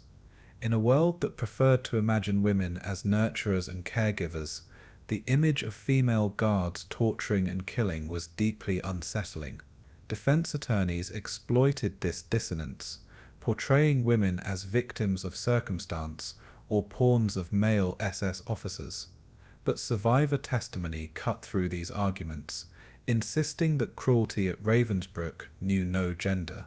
Women had beaten, starved, and murdered other women with zeal equal to that of their male counterparts. The presence of female perpetrators forced societies to confront uncomfortable truths about human capacity for violence. Some defendants smirked in court, unrepentant, until the gallows claimed them. Others pleaded for mercy, insisting they were following orders in a system that left no room for dissent. The trials left history with haunting portraits of ordinary women turned executioners, and they shattered illusions about innocence in uniform. Justice at Ravensbrück was also incomplete because the industrial collaborators escaped with minimal accountability. Siemens, which had profited from the sweat and deaths of thousands of enslaved women, emerged from the war scarred but intact. Its executives were rarely brought to trial, and the company continued to thrive in post-war Germany. Survivors who had worked 12-hour shifts in freezing factories, building components for the Reich's war machine, watched in bitterness as industry returned to prosperity. The absence of corporate justice was a glaring omission, one that revealed how deeply economic interests shaped the post-war order. In the courtrooms, guards and overseers were punished, but the wider system that enabled Ravensbrück's existence largely escaped judgment. Survivors often testified about the factory labor, but their words rarely translated into corporate accountability. The SS may have overseen Ravensbrück, but it was industry that fed on its lifeblood, and yet, in the trials, that truth was largely left unspoken. Despite these shortcomings, the Ravensbrück trials preserved vital testimony that has shaped historical memory. Transcripts captured voices that might otherwise have been silenced by trauma, death, or indifference. Survivors spoke of solidarity, resistance, and the small acts of humanity that helped them endure. They named their tormentors, ensuring that names like Binz and Bosel would forever be synonymous with cruelty. They described the gas chamber, the medical experiments, and the endless roll calls that defined life in the camp. Their words built a record that no denial or distortion could erase. While the sentences may have failed to satisfy the full demand for justice, the trials achieved something greater. They fixed Ravensbrück's crimes into the conscience of history. Justice was incomplete, but memory endured, and in the long shadow of the camp, that endurance mattered more than verdicts alone. The Ravensbrück trials stand as both a triumph and a failure. A triumph in exposing the crimes of the camp, and a failure in punishing them fully. They revealed the brutality of the SS, the complicity of industry, and the terrifying capacity for cruelty among ordinary women. Yet they also revealed the limitations of post-war justice, shaped by politics, fatigue, and the desire to move on. Survivors carried mixed feelings, grateful that some had been held accountable, but wounded by the knowledge that most had escaped. For history, the trials remain an essential chapter in the pursuit of justice after genocide. They remind us that judgment, however imperfect, was possible, and that testimony could pierce even the darkest silence, but they also remind us of how much was left undone. In the end, the Ravensbrück trials were not the closing of a chapter, but the opening of memory, and memory, unlike verdicts, cannot be commuted or forgotten. In the years following 1945, Ravensbrück slipped into the shadows of memory, overshadowed by Auschwitz, Dachau, and Buchenwald in public consciousness. Yet for the women who had lived through its barbed wire fences, silence was never an option, and remembrance became an act of defiance. In the German Democratic Republic, the former camp was transformed into a memorial site as early as 1959, with statues and monuments erected to honor the victims. The stark concrete forms of socialist realism presented prisoners as martyrs of anti-fascism, a narrative shaped by politics but rooted in genuine sacrifice. Western Germany, by contrast, was slower to confront Ravensbrück, reluctant to face crimes committed specifically against women. Survivors themselves carried the burden of remembrance, returning to the camp for commemorations and speaking in schools. For decades, their voices were the most powerful monuments, testifying where silence might otherwise have reigned. Ravensbrück became a symbol not only of Nazi cruelty, but also of resilience and solidarity among women, and in its ruins, history's echoes demanded to be heard. The process of memorialization was not straightforward, for memory is never neutral. In East Germany, Ravensbrück was folded into a narrative of resistance, with particular emphasis on communist prisoners who had defied the Reich. While their courage was undeniable, this political framing often obscured the suffering of Jehovah's Witnesses, Jews, Roma, and so-called asocials who also filled the camp. After German reunification in 1990, a broader effort emerged to restore the full diversity of Ravensbrück's victims. The site became not just a socialist memorial, but a place of historical reckoning, acknowledging the camp's role in the Holocaust, in forced labor, and in crimes against women. Exhibitions expanded, archives were opened, and survivor testimonies were placed at the center of remembrance. The shift reflected a growing awareness that Ravensbrück was unique in its gendered cruelty. It was not only a camp of political repression, but also a crucible of female suffering, and its memory demanded space alongside the larger story of Nazi crimes. Survivor testimonies became the heartbeat of Ravensbrück's legacy, preserving experiences that might otherwise have been lost. Women like Wanda Poltolska, Lise Bersum, and Margarete Buber-Newman wrote memoirs that revealed the daily terror and small acts of humanity within the camp. Their words carried the weight of lived truth, unfiltered by distance or academic analysis. In classrooms, they spoke of hunger, beatings, roll calls, and solidarity, ensuring that younger generations could feel the immediacy of history. Each testimony carried fragments of countless silent voices, the stories of women who never lived to speak. For many survivors, speaking was both a burden and a duty, a way to honor the dead by refusing to forget. Their memories, carried across decades, shaped the moral landscape of Europe, and they transformed Ravensbrück from a place of horror into a site of warning. Testimony became the bridge between past and present, and through it Ravensbrück's women lived on. The camp's physical remains also became vital tools of memory, grounding remembrance in tangible reality.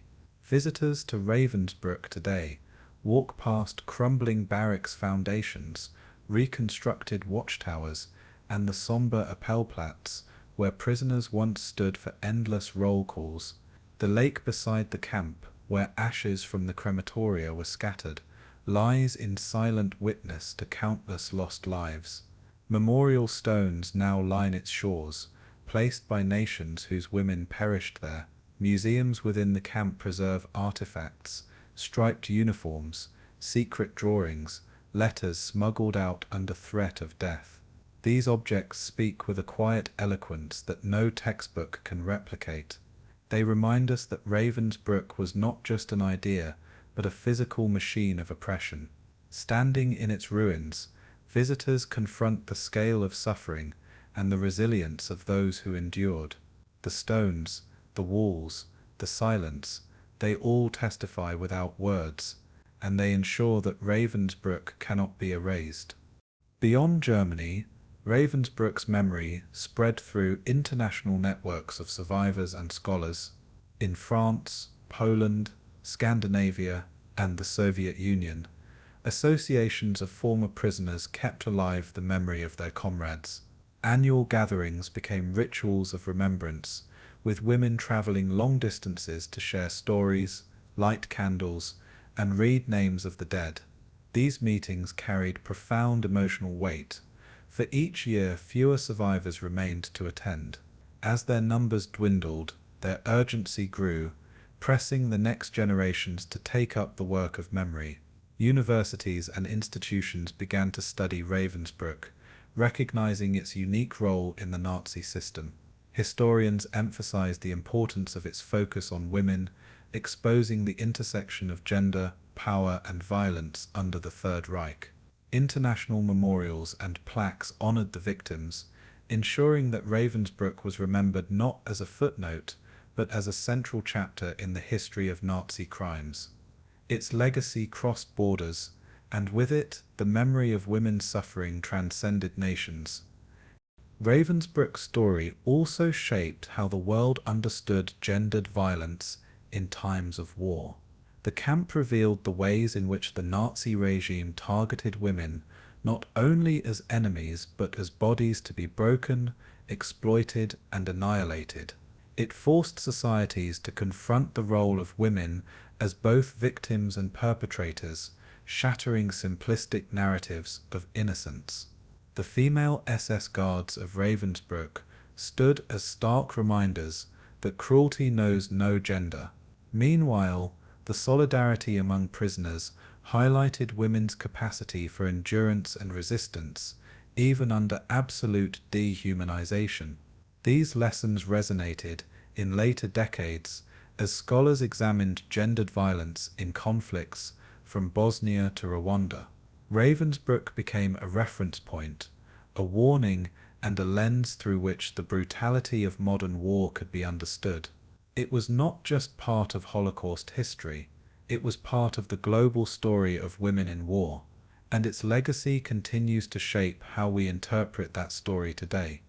The camp's place in memory was further reinforced by the stories of second and third generations who carried their mothers' and grandmothers' trauma forward. Children of survivors often grew up with silence, sensing the weight of unspoken suffering at the dinner table. Later, many took on the role of storytellers themselves, piecing together fragments from testimonies and archives. Their work ensured that Ravensbrück would not fade as survivors passed away. Educational programs brought students to the camp, walking them through the barracks where history's cruelty had unfolded. Documentaries, novels, and films carried its memory into popular culture, each retelling layered with both history and interpretation. Through this transmission, Ravensbrück became not only a historical site, but a moral touchstone. Its legacy was no longer confined to survivors, it belonged to humanity as a whole. And in that sense, Ravensbrück became immortal. The memory of Ravensbrück endures as both wound and warning, a scar etched into the conscience of the modern world. It reminds us of the depths to which human cruelty can sink, and the strength with which humanity can endure. The women of Ravensbrück, stripped of dignity yet never of spirit, became witnesses not only to their own suffering, but to the human capacity for resilience. Memorials, testimonies, and education ensure that their voices continue to echo long after the last survivor has gone. Their legacy challenges us to confront injustice, to resist silence, and to honor the dignity of every human life. Ravensbrück is not merely a relic of the past, it is a call to vigilance in the present. Its ruins speak across generations, whispering truths that cannot be forgotten, and in their whispers they demand that we remember always